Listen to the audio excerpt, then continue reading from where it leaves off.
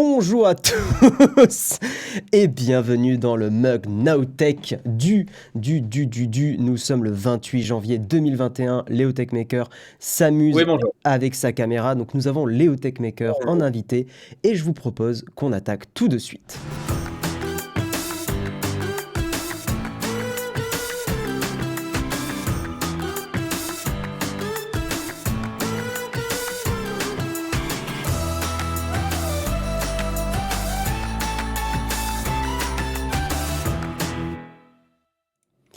Et donc bonjour à tous, bienvenue dans ce mug Nowtech. Alors laissez-moi régler juste une dernière fois cette petite scène parce que j'avais OBS en tout petit, OBS qui est notre logiciel évidemment de streaming. Comment ça va mon cher Léo Techmaker? Ça va bien, je suis très très content de me lever à 8h Tu t'es... depuis que je suis youtubeur. Ça faisait 6 ans que je l'avais pas fait. Donc, mais bon. Hein, voilà. C'était qui avait aussi râlé que ça soit tôt le matin Je crois tout le monde, non? Mais non, mais en vrai, moi ça me dérange pas. Tu t'y habitues assez vite. Non, en vrai, là, ça va. Mais c'est juste que là, avec la pandémie, putain, genre, vu que tu peux rien faire du tout, t'as envie juste de dormir tout le temps et de rester dans ton lit. Donc, du coup, sortir à 8h, t'es en mode bon. Ouais, Après, au moins, tu pourras profiter de ta journée avant que tout soit fermé. Mais c'est déjà ça. exactement. Et puis il y a quelque chose d'agréable à bosser le matin, je trouve. Tu sais, tu finis, moi je finis le mug et puis je suis là. Putain, j'ai déjà fait vachement dans la journée, c'est cool. Bon bref, bonjour à tous. J'espère que vous allez tous bien. Salut Sigisan, salut JPEG au kilomètre, Megamart. Le mug comment je peux aller courir? Eh bien, bonne course à toi. Enfin, bon sport, hein, j'imagine.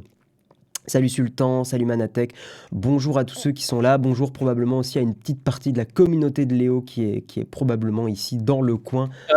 J'ai pas retweeté ton truc, attends, Oh, fais. t'as pas retweeté, incroyable. Bon, et le temps que tu retweets, je présente un petit peu les news du jour très rapidement. On va parler de TikTok, on va parler de GameStop. Il y a un truc assez rigolo qui s'est passé avec GameStop au niveau de la bourse. Donc on va même vous expliquer un petit peu ce fonctionnement-là. Merci d'ailleurs à un gars sur Reddit qui a un peu expliqué avec une analogie. Assez cool. On va parler de Tesla parce que toi, je sais en plus, Léo, que tu es assez fan de Tesla et ils ont. Tous les jours, là, je suis en mode, faut que je vais en acheter une, et tous les jours, je me dis que ça servira à rien. Donc, c'est insupportable. Ce dilemme, non mais t'inquiète pas, je comprends, parce que j'avoue que c'est des voitures qui sont très attirantes, même pour moi qui suis pas très bagnole, mais En bon, fait, t'achètes un ordinateur qui roule, quoi, c'est ça le truc. Et puis la Model 3 qui a baissé en prix, t'es en mode ah. mais bon, pour l'instant, je préfère regarder Jiraya qui se la pète avec sa Tesla. On va parler un peu de Facebook aussi, Facebook qui ne connaît pas la crise. D'ailleurs, très bientôt, il y a une vidéo sur Facebook qui sort sur Nowtech, donc soyez au rendez-vous. On va parler de Carl Pei, l'ancien... c'était le patron de OnePlus oui, C'est le fondateur, au moins, je c'était le crois. fondateur. Je sais pas si... Le patron, mais c'était le fondateur. Je sais pas s'il avait le rôle de patron exactement, donc je préfère pas dire de bêtises, mais effectivement, l'ex-fondateur de OnePlus qui avait quitté hein, l'entreprise, qui a démarré une nouvelle marque. Bon, pour l'instant, c'est un peu... hein, on va en parler tout à l'heure. Et on va beaucoup parler de Sony à la fin de l'émission, que ce soit pour un nouveau smartphone qu'ils ont sorti ou pour le Sony Alpha One. Voilà, donc ça sera la tartine avec Léo.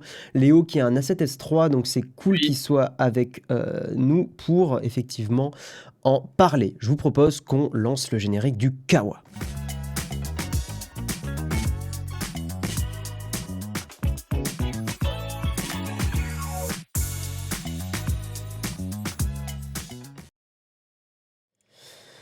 Et donc pour ce mug, eh bien on va commencer avec TikTok, mon cher Léo. Meilleur TikTok. réseau. Eh bien, est-ce qu'on peut en débattre de ça? Bon, parce que vraiment, tu sais que j'ai essayé, hein, j'ai fait l'effort d'aller sur TikTok, mais je trouve que tu sais, c'est comme les trucs de micro-utilisation, c'est que je trouve que c'est très épuisant très très vite de regarder que des petits trucs de 5 secondes. Ouais, mais en fait, le truc, c'est que vu que ça se lance à chaque fois, c'est en mode direct, t'es ultra happé, quoi. Genre, dès que tu redeviens un peu accro à TikTok, t'es accro à TikTok pendant 2, 3, 4 jours et tu vas regarder 2, 3, 4 heures à chaque fois, quoi. Ah ouais, mais moi, c'est justement ça. Je sais pas, moi, ça me fatigue et j'avoue que je suis pas trop dessus. Mais en tout cas, je ne sais pas si parmi vous, dans la chatroom, il y a des Indiens. Eh bien, sachez que TikTok, comment dire, sous un peu un aspect géopolitique, hein, on est complètement dans ça, TikTok est en train de virer des personnes parce que c'est une application, et comme beaucoup d'applications chinoises, qui pourra être bannie en Inde, hein, pour des raisons sous-entendues de menace pour la souveraineté et l'intégrité du pays. Donc ouais, l'application a annoncé qu'elle allait supprimer des posts en Inde parce que il n'y a pas eu de direction claire, je cite, hein, de direction claire dans où est-ce que les applications chinoises, enfin où vont aller ces applications chinoises, dans le sens qu'est-ce qu'on va en faire. Il y a un média indien, je suis désolé, je fais de la traduction un peu en anglais à la volée, hein, donc c'est pour ça que c'est un peu... voilà. Mais il y a un média indien qui a expliqué que le pays prévoyait de faire un ban permanent de 59 applications chinoises. Ça inclut TikTok, WeChat, Alibaba, pardon, UC Browser. Tu sais, tu vois quel navigateur c'est sur Android, hein. Oui, oui. UC Browser qui a une icône d'écureuil ou un truc comme ça, je crois, qui est quand même assez connu. Voilà, et ça, encore une fois, pour des raisons de souveraineté, d'intégrité nationale, etc., etc. C'est pas enfin, c'est quand même un bon gros ban parce que c'est 120 millions d'utilisateurs en Inde, TikTok. Donc ça picote assez. C'est déjà actif ou ça va arriver? Ça va arriver très, très certainement. Pour information, hein, pour avoir un peu de contexte, donc de géopolitique, il y a des tensions entre la Chine et l'Inde qui, depuis l'été dernier, ont un peu, voilà, se sont intensifiées. Parce qu'il y a une frontière vers l'Himalaya où en gros il y a 20 soldats indiens qui ont été tués. Enfin, voilà, il y a du conflit, il y a des choses qui vont pas entre les deux pays. Et effectivement, pareil, hein, Huawei a été bloqué en Inde et ils ne participeront pas à la 5G, typiquement. Oh là là. Voilà, On voilà. commence vraiment la Troisième Guerre mondiale. Là, il y a les préparatifs, là, les petites prédis et puis après c'est parti, quoi, hein. Quand Ouais. même, hein, depuis quelques années, Mais c'est Mais fou. alors, du coup, est-ce que par exemple aux États-Unis, tu sais, c'était un peu l'histoire l'année dernière du ban de TikTok, et à chaque fois c'était retardé de 15 jours, de 15 jours, de 15 jours, et au final, c'est toujours là aux États-Unis. Ouais. Donc, Je, je, est-ce que du coup, encore une fois, c'est un truc de ça va arriver et ça arrivera jamais, je sais ou Je sais pas c'est ça du le problème? tout, pour le coup, ce qu'il en est aux États-Unis. Je sais pas si Biden aussi, ça va changer la donne. Je crois que Euh, Biden est un peu comme Trump, hein, là-dessus, de ce que j'avais lu. Je veux pas dire de ouais. conneries au niveau de ce qui se passe par rapport aux relations avec les sociétés chinoises. Mm. Mais ouais, c'est vrai que du coup, genre le truc à chaque fois, c'était en mode ça va arriver dans 15 jours, ça va être coupé automatiquement, sauf si c'est racheté par une entreprise américaine, et cetera, et cetera. Et finalement, il s'est rien passé, ils ont été rachetés par personne et c'est toujours disponible. Ouais, Donc c'est pour je sais pas trop ce qu'il en est. Je savais que TikTok, on en avait parlé dans le mug, devait être racheté, pas devait être, hein, devait être racheté par des sociétés. Il y avait même Microsoft qui était prévu pour être racheteur. Je dois avouer que j'ai pas suivi depuis, j'ai pas vu de news passer. Donc, mais en fait, c'est là où Techni Savoir, tu dis la mondialisation touche à sa fin. Je trouve ça intéressant, Léo, et je pense que tu seras d'accord avec moi. C'est que pour la première fois, il y a des entreprises et des applications qui ne sont plus mondiales, alors qu'Internet est censé être quelque chose d'assez international, etc. il y Euh, a tout le monde qui se renferme un peu sur lui-même. Alors je sais pas si la pandémie joue un peu là-dedans, tu vois, mais c'est vrai que tout le monde est un peu plus patriote dans le sens ouais. où tu as des gens qui veulent travailler qu'avec les sociétés au sein du pays, tu vois, d'être de moins en moins mondial. Mm, Bah, genre tu sais, qu'avec avec Huawei là, et la 5G et tout le bordel qu'il y avait eu complètement. l'année dernière. Et puis même la liste noire aux États-Unis qui est en train de qui est en train de s'agrandir là, tu sais, il y a eu Xiaomi maintenant, il y a aussi DJI, t'en as plein qui sont rajoutés. Et donc, tu es en mode, ouais, est-ce que du coup, on va juste travailler avec des marques de notre pays? Et du coup, bah, comment nous, on va faire? Mais il Ouais, y a parce que plein de... et c'est là où l'Europe a un sacré retard technologique, hein. Il y a pas de... Enfin, il y a des marques européennes de smartphones et tout, mais il n'y a pas de grandes marques. Enfin, la majorité des smartphones qu'on a entre les mains, bah, c'est soit asiatique, soit américain, hein. Il y a Samsung et Apple qui sont la plus grosse partie. C'est effectivement sud-coréen et américain. Donc, comment ça va se passer? Je ne sais pas du tout. Je pense que ça peut être quand même peut-être un bon motivateur pour qu'en Europe, on ait à nouveau, je ne sais pas, qu'on ait des sociétés qui se lancent dans ces marchés-là et qui essayent de se mettre au niveau. Surtout que c'est pas totalement impossible parce qu'on a aujourd'hui un système d'exploitation qui est Android, qui quand même peut être réutilisé assez facilement et c'est une bonne base pour démarrer des smartphones. des smartphones et des choses comme ça. Donc voilà. Mais en tout cas, c'est intéressant parce qu'effectivement, on commence à être dans une société où des applications ne sont pas dans tous les pays et ne sont pas dans tous les gros pays, quoi. Parce que l'Inde, c'est quand même un sacré morceau, hein. Mais du coup, pour Euh, toi, c'est une bonne ou une mauvaise chose, ça? je sais pas, je dois bien avouer, enfin, faut que je sois assez modeste. Enfin voilà, j'ai pas assez d'expérience en géopolitique pour dire si c'est une bonne ou une mauvaise Une chose. réponse claire, monsieur Slash. Il faut Avec la prendre langue de parti. bois. Mais je sais que dans nos sociétés actuelles, il faut prendre parti. Et voilà. Mais non, je sais pas. Je sais pas du tout. Je pense que ça peut être quand même bien, effectivement. Il y a des questions de souveraineté, des choses comme ça qui sont intéressantes. D'un point de vue vie privée, data et tout ça, c'est plutôt intéressant. Je trouve Bah, je que... pense je pense pas que Mm. tu vois, que le problème, ça soit forcément de travailler avec celle du pays. C'est le truc, si tu veux, c'est surtout que les sociétés devraient pas avoir autant de liens avec des gouvernements, et cetera. C'est Oui, surtout ça le problème, tu vois? Parce que le truc que chacun travaille juste avec son propre pays, ça va créer un de ces retards technologiques et surtout un écart de plus en plus important entre les pays, que je suis pas certain. Genre, OK, c'est bien beau, mais genre en Europe, si on travaille qu'entre nous, je pense qu'on va avoir du retard de plus en plus, quoi, avec le mm. temps. Donc, heu Mais il y a des questions comme ça qui se posent, notamment avec Facebook, le Privacy Shield et des choses comme ça. Tu vois, le business model de Facebook, là, il va commencer à prendre un coup si les données qui sont collectées sur le sol européen ne peuvent pas être envoyées dans la maison mère. Typiquement, tu vois ce qui se passe avec WhatsApp et tout ça. C'est des questions intéressantes qui sont en train d'être posées et on commence même à avoir des réponses. Merci Nonox73 pour ton réabonnement.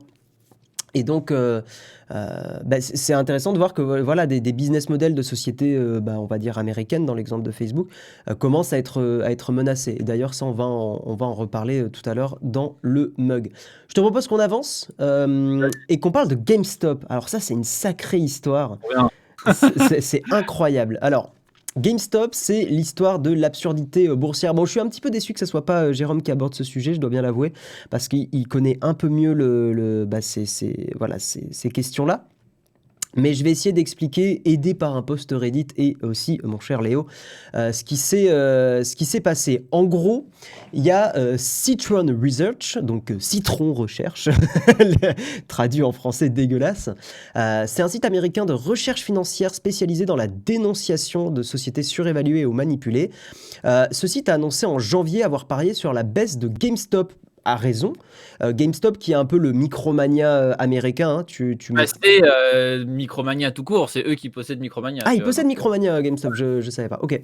Donc GameStop qui est voilà, bon, bah, qui possède Micromania, qui est la maison mère de la vente physique de jeux vidéo, etc. En gros, donc, ce centre de recherche, là, Citron Research, ils ont parié sur la baisse de GameStop et il y a une armée de boursicoteurs, donc de personnes voilà, qui s'amusent avec la bourse, quoi, qui ont été persuadés que le titre allait monter. Ils ont acheté l'action du distributeur de jeux vidéo, le plus souvent à travers des options, pour bénéficier d'un effet de levier. Il faut savoir que GameStop, quand même, pour avoir un peu de contexte, ils ont perdu 275 millions de dollars sur le dernier exercice, évidemment, parce que bah, le numérique, même avant la crise du Covid, le numérique prenait le pas sur les ventes physiques, et bien sûr affecté par la pandémie, hein. Mais les petits investisseurs ont entretenu la flamme. Elon Musk, il s'est même amusé, hein, toi qui aimes bien Elon Musk en plus, Léo, il a mis GameStonk, il a posté un tweet en mais disant... ouais, c'est pas qu'ils étaient persuadés que ça allait monter, c'est que de même, tu vois, ils ont alors j'ai pas je vais pas rentrer dans les détails parce que même moi je comprends pas tout exactement, tu vois? Mm. Mais juste eux avec les achats qu'ils ont faits et cetera et à être vraiment des dizaines et des dizaines et des dizaines, je sais pas combien ils étaient au total, mais il y avait énormément de monde. Tu vois, acheter des actions et à faire monter le cours, bah, du coup, ça a fait perdre énormément d'argent aux gros boursiers, tu vois, qui ont perdu, je crois, même des milliards dans l'histoire et cetera. Enfin, c'est assez vénère En fait, et ça, quoi. alors, je vais montrer un peu là l'écran, mais pour vous montrer l'action, pour ceux qui nous regardent là en direct, pour ceux qui écoutent le podcast, je vais vous expliquer. En gros, il y a l'action GameStop, hein, il y a un petit graphique qui montre. Bon, par contre, ce n'est pas légendé correctement. Il faut vraiment que les gens apprennent à faire des graphiques corrects, hein, c'est terrible. Bref, mais en gros, il y a l'action GameStop en dollars. Ah non, pardon, c'est légendé, il y a en dollars, je suis désolé, je suis un... Voilà, bref. Et en gros, l'action, elle a pris en très peu de temps, elle est passée de quelques dollars à plus de 300 dollars, hein, voilà, enfin là, l'échelle, c'est sur un an, mais sur quelques semaines, elle a pris 300 dollars dans les dents, donc c'est assez fou. Et je vais essayer de vous expliquer avec une petite analogie ce qui s'est passé avec des animaux et des bananes. En gros, il y a un mec sur Reddit qui explique un peu le problème et pourquoi ça fout le bordel. Il faut imaginer un singe qui a 10 bananes. C'est parti pour l'analogie. Et en vrai, l'analogie est très bien parce qu'on comprend bien ce qui se passe. En gros, il y a un singe qui a 10 bananes qui coûtent 2 $. Donc voilà, il veut pas les bouffer, hein, il a juste les bananes avec lui. Il en a 10, elles coûtent 2 $, il est content avec ses bananes. Bref, il y a un serpent qui arrive et qui se dit, tiens, il y a peut-être moyen de se faire de l'argent avec ces bananes. Et le serpent, il se dit, dans un mois, ces bananes coûteront 50 centimes au lieu des 2 $ actuellement. Donc, le serpent, il emprunte les bananes au singe avec la promesse, donc il va promettre au singe de lui rendre ses bananes dans un mois, de lui rendre ses 10 bananes dans un mois. Le serpent va vendre ses bananes pour 2 $. Ok, donc pour 2 $ chacune, donc en gros pour 20 $. Et en gros, en fait, le principe, c'est que ce serpent va essayer de parier sur la baisse de la valeur de ses bananes. Et c'est exactement ce qui s'est passé avec GameStop. Et en gros, il espère que quand il va les revendre moins de 2 $. Enfin, elles vont coûter moins de 2 $, pardon. Donc dans un mois, les bananes, il y a une crise, machin, il y a un surplus de bananes, blablabla, elles coûtent 50 centimes. Eh bien, le serpent, il est gagnant parce qu'il va racheter ses bananes qu'il avait vendues et il va les revendre au singe. Et en gros, il s'est fait une plus-value. En gros, le singe... Non, pardon, le serpent... c'est chiant. Faut que je vous copie le lien, ça sera plus simple. Lisez le lien Reddit, ça sera beaucoup plus simple. J'avoue que je maîtrise pas forcément. C'est très compliqué. Hein, ouais, c'est compliqué. Mais en gros, le singe, le serpent a vendu pour 20 $, il les a rachetés pour 5 $ et il s'est fait 15 $. C'est ça qu'il faut comprendre. Perdu avec tes animaux, quoi. Mais bon. Ouais, comment le serpent, il arrive à mettre de l'argent en bourse? Genre, il a un compte bancaire, il a quelque chose? Exactement, c'est ça. C'est Snakeorama, tu vois, c'est Boursorama pour les serpents. Mais le problème, en gros, c'est que si les bananes prennent plus cher, prennent en valeur, c'est là où le serpent, il est dans la merde. Parce que en gros, ça prend en valeur, ça prend en valeur, ça prend en valeur. Et là, il va perdre énormément d'argent. Et en fait, ce qui s'est passé avec GameStop, c'est que le serpent était censé rendre les bananes au singe. Sauf que le singe, il dit non, je veux pas. Et donc, en fait, le prix monte, et il est obligé de les revendre, et en fait, il perd énormément d'argent. C'est un peu compliqué, je vous ai mis le lien Reddit. C'est pas compliqué, tu paries sur la baisse d'un titre. En fait, c'est ça, c'est que tu paries sur la baisse d'un titre. C'est pas compliqué, mais le problème, Hélène Sarr, c'est que c'est compliqué de l'expliquer comme ça d'un coup, mais surtout que j'ai pas forcément parfaitement compris le truc. Donc voilà. Mais du coup, en train de refaire le schéma sur d'autres trucs. J'avais vu sur EMC, par exemple, qui est des cinémas là-bas, où pareil, au bord de la faillite, et ils ont fait un peu le même délire à faire la même chose que sur GameStop, à faire grimper le titre. Il y a eu exactement pareil, quoi. Mais en gros, c'est en train d'essayer de sauver plein de sociétés de la faillite avec ce qui se passe, parce que là, du coup, c'était des jeux vidéo en physique. Là, du coup, on est sur des cinémas. Le truc, c'est qu'avec tout ça, il y a tous les gros investisseurs qui sont en mode, bon, est-ce qu'on ne devrait pas régulariser l'achat de titres, tu vois, pour en faire des choses pareilles. Et donc, il y a plein de questions qui se posent autour de ça. Mais en gros, ce qu'il faut comprendre, effectivement, c'est qu'il y a des sociétés qui parient sur la baisse des titres pour se faire de l'argent. Pour le résumer très, très, très, très simplement. Sauf que si le titre ne baisse pas, ces sociétés sont dans la merde. Et c'est exactement ce qui s'est passé avec GameStop. Je pense que c'est plus simple de le résumer comme ça. Mais voilà, et c'est marrant d'ailleurs parce qu'il y a un Discord qui a été fermé, c'est le Discord qui a lancé tout ce bordel-là, il s'est fermé. Et voilà, c'est vrai que c'est assez fou, et cette histoire a pas mal fait le buzz, hein, le buzz avec un double Z comme on dit, dans le monde de la bourse, et donc c'est assez rigolo, et c'est d'autant plus rigolo que ça soit une société comme GameStop, qui effectivement est dans une difficulté financière, qui a vu son cours augmenter. Donc c'est là où on voit que la régulation de la bourse est quand même quelque chose d'assez drôle, quoi. En train de parler longtemps là de ça, parce que vu qu'ils ont vu qu'il y avait une solution magique pour sauver des sociétés, donc ça va être fait en boucle jusqu'à ce que soit ça stoppé, soit que ça continue comme ça, quoi. Mais bon. Ouais. Tu vends quelque chose que tu n'as pas en espérant le racheter plus tard moins cher. Ouais, c'est ça l'idée. C'est qu'en fait, c'est vraiment un système d'emprunt. Enfin, l'analogie est très très bien, mais la traduire à la volée plus voilà, sans parfaitement maîtriser le sujet, c'est un peu délicat. Donc je laisserai peut-être Jérôme préciser un peu tout ça demain. Voilà. Il y a un film qui s'appelle The Big Short qui explique ça, mais sur l'immobilier. Ok. Bon, merci pour tous vos messages dans le chat qui résument ça aussi. Très bien. Bref, on va avancer, mon cher Léo. Et nous allons parler de Oui. la Tesla, la nouvelle Tesla Model S, Model X. La Play. De quoi? La Plaid Model. Exactement. Alors, je vous montre un petit peu des images. En vrai, au niveau du look externe, ça n'a pas spécialement changé, hein. Les deux se ressemblent énormément. Donc, c'est vraiment des micro-changements sur les voitures. Mais par contre, il y a eu des changements à l'intérieur, hein. Pour ceux qui sont très très fans de Tesla, ça va vous intéresser. L'écran 17 pouces, il est placé en mode paysage comme sur les modèles 3 et les modèles Y. Il y a un second écran sous le volant qui est conservé, découpé sur la partie supérieure façon K2000. Je vous montre une image, c'est vrai que c'est des voitures qui sont quand même assez jolies, donc l'écran il est au-dessus. Voilà, pour laisser l'instrumentation plus visible, hein, les kilomètres/heure, etc., etc. Je dois avouer que je suis jamais monté en Tesla, donc c'est difficile d'imaginer le bousin, mais ça a l'air quand même assez sympa. Moi, ce qui m'a un peu fait tiquer, mais je sais pas ce que t'en penses, Léo, c'est le fait qu'il y ait Netflix totalement affiché de façon décomplexée sur le. Ah oui, bah, il y a des partenariats et tout, mais bah Mm. non, c'est pas Netflix, ça c'est un truc de jeux vidéo là. Là, c'était Witcher 3, Ah etc. oui, C'était t'as pas Netflix. raison. J'ai cru que c'était la série Witcher. Non, t'as raison, c'est Wild Non, Hunt. non, Wild Witcher Hunt, 3 et puis plein de jeux et tout, plus leur jeu de bagnole et tout ça. Et surtout, je sais pas si t'as vu, c'est que le volant, c'est un volant d'avion. Oui, c'est vrai, c'est vrai que Je veux dire, bon, c'est quand même bon, ok. C'est après, spécial. ouais, c'est spécial. Bah après, ils Faut pas travaillent. avoir envie de tourner, quoi. Hein. Faut juste faire de la ligne droite. Mais Il y a une coque Rhino-Shield pour cette bagnole, très très bonne vanne, Pierre-Yves, évidemment. Tesla, ils ont intégré un ordinateur de jeu avec une puissance de 10 teraflops, blablabla, compatible avec des manettes sans fil. Bon, en gros, ils ont foutu un PC, un meilleur PC dans la. chez moi, le stream a crash. Hein. Ah ouais? Moi c'est Ouais. bon, ça marche, tout marche. Bah bouge pas Il y a parce tout que le monde qui dit rip, crash, freeze, crash. Ah bah c'est bon. Non, c'est revenu. Ok. Tout est bon. Merci Eric Tech pour ton réabonnement.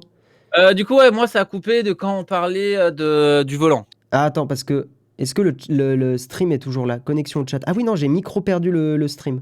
Ouais, c'est bien ça. T'as dû être déco ou je sais pas quoi, mais c'est ce qui a dû arriver. Tout remarche ou pas? Ça a l'air. 5 sur 5. Bon, j'espère que ça n'a pas coupé le stream. Il y a une micro coupure d'internet. C'est revenu, très très bien. Donc ouais, je disais, ça part de 89 990 € pour les prix, ça monte jusqu'à 139 000. Il y a 3 modèles, hein. Un, donc on va arrondir à 90 000, un à 120 000 et un à 140 000, avec plus ou moins d'autonomie, plus ou moins de vitesse maximale, etc. Quand même Autonomie vénère pour le dernier modèle. Hein. On est à plus de 800 km. Ouais, 840 km d'autonomie, ouais. ouais. 0 à 100 en 2 secondes 1. T'imagines monter à 100 Pas mal. km/h en. T'as parlé de l'écran arrière ou pas? Du coup, je sais pas, vu que Ouais. j'avais coupé. Ouais, j'en ai parlé, ouais. C'est fou.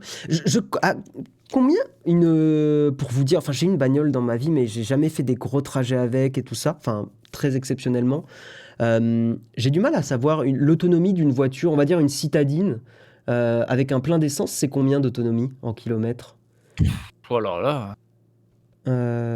Pour ceux qui ont une voiture dans le chat, j'imagine que vous êtes nombreux.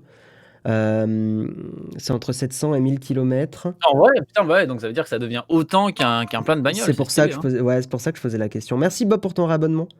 C'est entre 700 et 900 km, entre 600 et 1000 selon le modèle.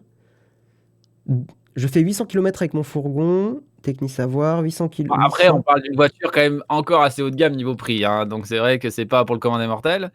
Non, mais ouais, les en prix fait, commencent à arriver au niveau de, du coup, de modèles plus traditionnels, quoi. Hein. c'est ça, ouais. Ça devient autant qu'un plein, mais pas avec le même réseau de stations de recharge. Oui, bien sûr, Vincent. Ouais, Bien c'est sûr. toujours le problème. Mais c'est intéressant effectivement de voir que les voitures électriques et Tesla, voilà, on arrive à avoir les mêmes autonomies. Alors après, c'est des autonomies annoncées. Je pense que si tu es très sportif sur ta conduite, tu es plus à 500, 600, je pense, que 840.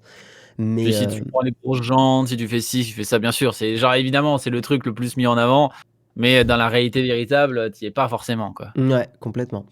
Pour la Model X, parce que donc il y a la Model S et la Model X. La Model X, on est d'accord, la Model X, c'est celle qui est un peu plus, berline, non? C'est la Enfin, plus, en gros, la Model X, c'est, celle avec les portes de DeLorean, tu vois? Genre, tu sais, qui se relèvent comme ça et cetera et OK. c'est la plus onéreuse de tous actuellement, tant qu'il y a pas la Roadster, si je dis pas de bêtises. Ah Mmh. non, elle coûte à peu près le même prix. Non, OK, elle coûte à d'accord. peu près, ouais, ouais, c'est à peu près le même. Mais si, alors si je dis pas de conneries, la Model S, c'est, du coup, la plus classique. La Model X, c'est celle qui est un peu plus grande, un peu plus familiale, comme la Model Y Mmh mh. et je crois que c'est ça, à peu près, hein. J'ai pas envie de dire de conneries, mais je crois que c'est ça. Ouais, OK. OK, OK. Donc SUV, celle-là, c'est ça, exact. ouais, celle-là, elle commence à 100 000 € et donc c'est pour le premier prix, 580 kilomètres d'autonomie, 250 km/h max, qui est largement suffisant vu que de toute façon, on peut pas aller au-delà de 130 km/h en France. 0 à 100 en 4 secondes, ce qui est déjà très, très, très, très bien. Et la trimoteur, c'est 547 km d'autonomie, 262 km/h. Celle-là, elle monte beaucoup plus vite. En fait, ce qu'il faut comprendre, ça c'est un truc que j'avais vu, hein, mais c'est que comme on est sur des moteurs électriques, tu peux beaucoup plus facilement accélérer sur des moteurs électriques que sur des moteurs de voiture pour des raisons de mécanique et tout ça que je connais pas parfaitement. Je dois avouer que voilà, hein, les voitures, c'est pas du tout un domaine que je maîtrise. Posez-moi des questions sur la vie privée plutôt que sur des voitures, clairement. Mais ils avaient Hem, fait une très bonne année déjà en 2020 et là 2021 avec tous les modèles qui sont en train de sortir, ça risque aussi d'être assez bon, hein, pour Tesla, hein. Là, du coup, il y a déjà eu quoi cette année alors qu'on est qu'en janvier? Il y a eu la baisse de prix de la Model 3 qui fait qu'en plus maintenant elle rentre dans les bonus écologiques en France, donc il y a moyen de se faire, plaisir pour, presque donner. ouais. Enfin pour de la voiture de luxe, hein, bien sûr, Oui, mais oui, genre, oui. genre la Tesla Model 3, je crois que tu peux t'en sortir à 35 000 Mais actuellement pour la le Model petit 3, modèle. elle est, autonome sur l'autoroute ou pas? Bah, tu sais, c'est comme toutes les bagnoles, elles sont semi-automatiques avec les lois et cetera, mais oui, tu as le pilotage auto dessus. C'est ça, comme, ce que montrait Jiraya et tout ça, quoi? Oui, oui, oui, Mmh. en soi, c'est ça l'avantage, c'est que le logiciel, tu vois, est le même sur toutes les bagnoles, vu que du coup, c'est mis à jour derrière et cetera, Mmh. ça qui est cool, c'est que c'est pas un OS dégueulasse que tu as comme souvent dans beaucoup de voitures, quoi. OK. En France, il est Et il est interdit. interdit, oui, mais tu sais, genre, du coup, il faut avoir les mains sur le volant et cetera. Il est semi-automatique. Oui, parce que enfin, les gens disent il est interdit. Enfin, je crois que c'est ce que dit, En gros, si tu lèves les mains plus de 5 secondes du volant, la voiture, elle te pointe un gun sur la tête, quoi, à peu près, hein. C'est un mmh, peu ce qui se passe. c'est une option que la Model 3 a, je crois. OK, OK, OK. Bon, bah, merci pour vos précisions. Hem, Choucroute Garage, ah oui, je crois que j'ai déjà vu cette chaîne, je crois, ou c'est une chaîne ou quelqu'un, je sais plus, mais je crois que ça me dit un truc. Fait une étude de coût entre une Clio hybride et la Model 3 et ses proches en coût. OK. Demande à Romain Lannery, vient d'en acheter une. Ah! Ben Il a OK. acheté une Tesla Model 3, mais la performance, elle, donc c'est pas la moins chère, c'est la plus Ouais, chère, d'ailleurs. d'accord, OK. Bah, écoute, voilà, il s'est fait un kiff. Mais oui, du coup, Hem, il y a aussi la Model Y 7 places et tout qui devrait sortir cette année, si je dis pas de bêtises. il y a Donc du coup, ils vont faire déjà que l'année dernière, ils avaient fait une superbe année, là, ça risque d'être encore plus violent, je pense. Donc on verra comment ça se passe, mais c'est vrai que, bah, les autres constructeurs doivent un peu se réveiller sur l'électrique là, hein, parce que, ouais, hein, actuellement, le marché est complètement dominé, hein. complètement. Tu vois, Holden, il explique, c'est ça, c'est ce que j'avais lu, mais il y a un petit moment: «Tu as directement l'intégralité de ton couple avec un moteur électrique, ce qui n'est pas possible avec un moteur thermique, d'où le levier de vitesse pour gérer les rapports». Je passe la vitesse, les rapports, évidemment. On va avancer et nous allons parler de Facebook. Facebook qui ne connaît pas la crise. Je le rappelle sur Nowtech, il y a bientôt une vidéo sur Facebook écrite par votre présentateur. Facebook sur les dangers, sur peut-on faire confiance à Facebook. Et ça va être incroyable. Facebook qui ne connaît pas la crise, hein. Facebook qui est beaucoup dans la sauce, qui se prend des procès de 48 États américains, on en a parlé dans le mug, qui est en train de se prendre la mise à jour d'iOS 14.4 avec normalement le petit, la petite bulle qui vous dit est-ce que vous autorisez Facebook à vous traquer à travers les applications, que je vous souhaite de refuser évidemment. Mais malgré tout ça, Facebook ne connaît pas la crise. La société de Mark Zuckerberg a vu ses recettes publicitaires bondir en fin d'année. Bon, le Covid, hein, a beaucoup aidé les GAFAM, hein, clairement. Je pense qu'on est d'accord, Léo, que ce soit toi, moi et Bien joué à eux, hein. plein de Bien joué, gens. bien joué. Non, ben, on a beaucoup plus utilisé les GAFAM en règle générale, quoi, hein, que ça soit pour commander, que ça soit pour, je sais Et pas, est-ce que tu penses que ça va dis-moi? s'inverser une fois que tout ça sera passé? Ou alors les gens seront tellement habitués que du coup ils vont garder ces habitudes-là? Genre tu sais du coup le fait de commander à bouffer, d'aller sur Amazon H24 et cetera. Est-ce que les gens une fois qu'ils pourront ressortir, bah, du coup vont totalement délaisser le truc parce qu'ils en auront marre de pas avoir profité des trucs physiques, ou alors est-ce que du coup l'habitude sera tellement présente que du coup on va vraiment rester, là-dessus, tu vois? Sur on a, vécu pendant 2 ans. Moi, j'opte Même pour plus, hein, parce que là je dis 2 ans dans le meilleur des cas, mais moi, j'opte pour le côté, les gens vont continuer d'utiliser, les applications. Je dis pas ça d'un point de vue, défaitiste ou quoi, je dis ça plutôt d'un point de vue, notamment sur les réseaux sociaux, le côté addictif. Bah, justement, j'en parle dans la vidéo Facebook de ça, mais, les réseaux sociaux sont designés, donc là, c'est vraiment plutôt, Facebook, hein, les services de Facebook, sont designés pour, rendre accro, tout simplement avec des mmh. mécanismes de machine à sous, des choses comme ça. Donc je pense que, tu vois, le fait de scroller un peu, heu, involontairement sur Instagram, tu sais, ce scroll un peu que tu fais quand tu t'ennuies et tu scrolles vite Ouais. fait, le côté, mindless, enfin, tu vois? J'ai plus le Et mot surtout, c'est en ça, bah, français. tu sais, ce qu'on disait sur TikTok, c'est le fait que vu que ça se relance tout le temps à chaque fois tout C'est seul, ça. bah, tu pas de temps mort, quoi, tu vois? Et vu que tu as pas de temps mort, bah, tu es en mode: «Bon, bah, je continue». Et c'est ça le Mmh, truc, et vu que c'est sans fin, c'est ça. je continue sans fin. Et ouais, le scroll plein de dopamine, mais justement, j'en parle vite fait dans la vidéo, Facebook aussi. Mais effectivement, je pense que, tu vois, on se sera beaucoup habitué à ça. Je pense que beaucoup d'étudiants se sont habitués aussi aux services de Google, hein, les Google Drive, les choses comme ça. Donc il y a beaucoup de services des GAFAM qui se sont rendus indispensables et pas forcément dans le mauvais sens du terme. C'est que, c'est ce que, on en parlait avec ma copine récemment, mais en fait, il y a un truc qu'on doit féliciter, enfin, pour lequel on peut féliciter les GAFAM, c'est la fiabilité. C'est que tu regardes, Google, par exemple, en 10-15 ans d'existence, il y a eu une ou deux grosses pannes, gros maximum, quoi. Alors que tu prends des services qui sont, moins populaires, ou Messenger aussi de Facebook qui a très, très, très rarement eu des pannes. Et quand tu es étudiant, quand tu as des projets de groupe, quand tu as des choses comme ça, c'est con, mais la fiabilité, ça joue énormément, quoi. Et la fiabilité, la popularité. Donc, et c'est des choses, les gens sont prêts à sacrifier leur vie privée pour ça, et je les comprends. Je les comprends, totalement. Alors l'article quand même tempère un petit peu, donc croissance de 22%, sur la fin d'année, 2020. Bien sûr avec en ayant profité des transformations avec le Covid-19. Mais début 2021 pourrait se révéler difficile, notamment avec iOS 14. Donc, pour vous donner un petit peu des chiffres, recettes publicitaires qui ont bondi au 4e trimestre en hausse de 31% par rapport à la même période de l'an dernier. En même temps, en 2019, clairement, il n'y avait pas le Covid, en fait, encore. Peut-être qu'il y avait 1 ou 2 patients du Covid, hein, le patient 0, le patient 1, quoi, mais maximum. Bénéfice net, hein, de 11,2 milliards $, ce qui est énorme. Petit bénéfice net, tu vois, pour les chaînes YouTube, je pense que Léo, ça ferait plaisir, hein, un petit bénéfice net de 11,2 milliards Ouais, de. non, je crois que c'est pas encore le cas quand même. C'est pas encore le cas. On espère L bien, hein, mais bon. de quoi? Pardon? On espère pour 2021, mais on verra bien. Écoute, voilà, sur, Nowtech, objectif 11,2 milliards $, comme Facebook, hein, pour acheter le Ouais, yacht, tu peux pour, pas en douter, quoi. Sur le tech, je connais un peu les tarots, le yacht Nowtech, c'est parti. On te fera une petite, sur le yacht, on te fera une petite, chambre rien que pour toi, Léo. trop sympathique. Beh, bien sûr. Alors, tac, tac, tac, tac, tac, pour vous donner d'autres petits chiffres qui sont vachement intéressants. Donc, je vous ai donné 22% de chiffre d'affaires, d'amélioration du chiffre d'affaires.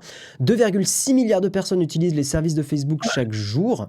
D'ailleurs, justement, une des stats dont je parle que j'ai lu d'un livre, hein, voilà, et dont je parle dans la vidéo, c'est... Attendez, vous savez quoi? On va faire un petit sondage. On va faire un petit sondage, ça c'est incroyable. Je vais vous demander combien vous pensez, en moyenne, que les gens passent sur les services de Facebook. Donc Facebook, Instagram, WhatsApp, par jour, les utilisateurs en moyenne. Donc on va faire un petit sondage. Je vais vous dire combien par jour, combien de minutes d'utilisation de Facebook, Insta, WhatsApp par jour par utilisateur. Combien de minutes d'utilisation de Facebook, Instagram, WhatsApp par jour? Ah, c'est un peu, ouais, il y a par jour et par utilisateur. Donc je vais vous mettre, en gros, comment je pourrais vous mettre pour qu'il y ait quand même un petit peu de challenge pour voir si vos estimations sont bonnes. Je vais mettre entre, on va dire, allez, entre 0 et 20, entre 20 et 40, hop, entre 40 et 60, toujours en minutes, hein, et 80, et entre... C'est chiant qu'on puisse pas faire plus de réponses. Entre 80 et 100. Voilà, je vous laisse 2 minutes. Actualisez si vous voyez pas le sondage pour voir combien vous pensez, donc en moyenne, cumulé sur Facebook, WhatsApp, Instagram, sur l'ensemble des utilisateurs, donc 2,6 milliards d'utilisateurs, combien de temps est passé par jour en moyenne sur les services en cumulé? Tu penses combien, Léo, toi? En vrai, donc sur ces 3 là, hein, uniquement, Ouais, c'est ça? ouais. Par Je jour en pense qu'on moyenne, est hein, sur tous les utilisateurs. sur tous les utilisateurs actifs, hein, bien sûr. Utilisateurs... Non, utilisateurs en moyenne, je crois. Il n'y avait pas la notion de... Donc c'est-à-dire que même en comptant ceux qui ont totalement déserté le délire, quoi. J'imagine. Il faudrait que je revoie la source précise. En vrai, le truc, c'est que WhatsApp, vu que c'est une messagerie, déjà, ça doit faire gagner beaucoup de points, je pense. Je Ouais. suis pas certain qu'il y a encore énormément de gens qui scrollent sur Facebook. En tout cas, peut-être les plus vieux, certes, mais Tu serais étonné, je pense. Mais vas-y. OK, ouais, j'imagine, hein. Bah, j'imagine que de toute façon, ils doivent connaître le truc aussi pour appeler les gens en boucle avec le scroll. En vrai, franchement, je pense que je suis plus à 60-80. Les gens, ils passent au minimum 1 heure et en vrai, même 1 heure, je trouve que c'est pas des masses, quoi. Mm. Parce que si tu comptes tout ça et cetera, je me dis, je suis peut-être en dessous en disant 60-80. Il y a Vincent qui dit ça compte les utilisateurs actifs. Ok. Ah oui, bah oui, donc Le livre, actifs. c'est The Four. C'est Scott Galloway qui a écrit ce livre. Conseillé par... C'est justement par Joseph Dogno, qui est l'expert en Facebook Ads que j'ai interviewé pour la vidéo. Donc j'ai lu un peu le livre qui m'a conseillé, et la stat est au début du livre. Et c'était en 2018 en plus. Donc je pense que depuis, ça a augmenté, surtout avec le Covid. Je regarde un petit peu vos réponses. Vous n'êtes pas tout à fait bon. Vous surestimez un petit peu, mais il n'empêche que la stat reste impressionnante. Le nombre de propositions pour les sondages a augmenté. Non, c'est maximum 5 le nombre de propositions. Ça fait longtemps que c'est comme ça, je crois. Ah, il faut que je refresh la page pour avoir le sondage. Ouais, parce que comme j'ai bugué, je pense que ça l'a pas affiché, hein. Mais le sondage est terminé. Donc, en gros, vous êtes une majorité à avoir dit entre 80 et 100. Alors, je dois avouer qu'en 2020, c'est peut-être possible que ça soit une telle stat. Mais en tout cas, quand le livre a été fait et tout ça, on était à 55 minutes par jour en moyenne sur l'ensemble des utilisateurs, cumulés Facebook, WhatsApp, Insta. Et pour info, ça va te paraître étonnant, mais c'est 35 minutes par jour en moyenne de Facebook sur l'ensemble des utilisateurs. Ce qui est beaucoup, hein. C'est beaucoup, bah je ouais. trouve. Mais après, du coup, genre, tu sais, les gens vont sur Facebook pour aller sur Messenger. Donc, en soi, est-ce que, du coup, tu te dis, les gens vont sur Facebook, mais est-ce qu'ils sont pas dans Messenger sur Facebook plutôt? Bah, il n'empêche que quand même, je suis d'accord avec toi, hein, ça tempère un peu la stat, mais c'est fou quand même de se dire que par jour, les personnes... Tu vois, imagine, on va dire dans une journée, si tu dors correctement, tu as à peu près 10 heures actives dans une journée. On est d'accord? Ouais. À peu près. Tu te rends compte, ça veut dire que 1/10 de la journée est passé sur Facebook, sur la moyenne des gens. C'est insane. La puissance qu'a cette entreprise, j'aime bien plutôt le voir comme ça, parce que 55 minutes et tout, ça peut paraître pas forcément beaucoup pour certains, mais voyez-le en mode, par jour, une personne passe 1/10 de son temps sur des services Facebook. Ça montre vraiment la puissance de cette société, quoi. C'est on est énorme. tellement, comment ça s'appelle? On est tellement liés à tout ça maintenant, mais tu sais, là, du coup, on parle que de Facebook, mais genre, si tu rajoutes tout ensemble, on est facilement à 2-3 heures minimum par jour, tu vois? À passer sur les GAFAM, parce que du coup, YouTube, et cetera, ça va très, très vite, hein. Ouais. Du coup, tu ne comptes pas Twitch et YouTube qui sont aussi dans les GAFAM et qui sont pas mal utilisés. Non, enfin dans la stat, je dois avouer que j'ai pas de stats sur ça non plus. 10 heures actives, tu dors 14 heures par nuit. Oui, c'est vrai, oui, un peu plus. Mais on va dire 10 heures actives, ouais. Guillaume, il a besoin, d'accord? On arrête. Moi, j'aime bien dormir 14 heures par nuit. Voilà. Je passe 1/10 de mon temps sur le mug par jour. Oui, mais ça, c'est bon, c'est bien, ça. Ça, c'est OK. Bon, voilà, en gros, pour vous reparler un peu de des GAFAM d'ailleurs, hein, Twitch, Amazon, tout ça, oui, bravo. non, bah oui, c'est vrai. Mais c'est fou, hein. Ils sont partout, dans nos villes, dans nos camps. Oula, non, ça dérive. Ça dérive, full gravier. On va switcher et on va avancer. Mon cher Léo, nous allons parler de Carl Pei, ex de OnePlus, qui lance sa nouvelle marque. Comment s'appelle cette marque, Léo? Rien du tout. Que dalle. Eh bien, c'est vrai, elle s'appelle Nothing, donc ce qui veut dire rien en anglais. Un peu bizarre quand même le nom d'une boîte comme ça, non? Enfin, après, c'est pour titiller, c'est Bah, pour. c'est ça, c'est pour titiller à l'époque. Je crois que tu vois, le OnePlus Nord à l'époque, tu sais, quand ils avaient annoncé la marque, ils avaient annoncé des noms super bizarres dans tous les sens. Ils avaient créé des faux comptes Instagram, je me rappelle. Hmm. Tu sais, c'est un effet de teasing, quoi. Si ça se trouve, la marque, ça va pas du tout s'appeler Nothing et ça va changer, comme c'était le cas avec le OnePlus Nord à l'époque. Hmm, hmm. Mais pour le coup, bon, on verra ce que ça donne. Mais c'est vrai que là, on n'en sait absolument rien. Comme le nom, LOL, comme tout le monde a fait la vanne. Et du coup, on verra. Mais c'est vrai que là, bon. Ouais, ouais. Mais en tout cas, pour vous donner un peu d'infos, donc Carl Pei, effectivement, il est parti de OnePlus pour des accords hein, sur la gestion de OnePlus. Très certainement parce qu'en fait, bah, tout simplement, Oppo, qui est la maison mère, est en train un peu de regrouper toutes ces marques. Hein, parce que je crois qu'Oppo, ils ont Realme aussi, ils ont OnePlus. Enfin, ils ont plein plein de trucs différents. Euh, pour aussi vous donner des infos un peu moins, comment dire, un peu moins connues, il y a un des développeurs du mode de la Google Cam. En gros, vous savez que vous pouvez installer l'application Google Cam caméra sur des OnePlus, sur plein de smartphones qui ne sont pas prévus pour à la base.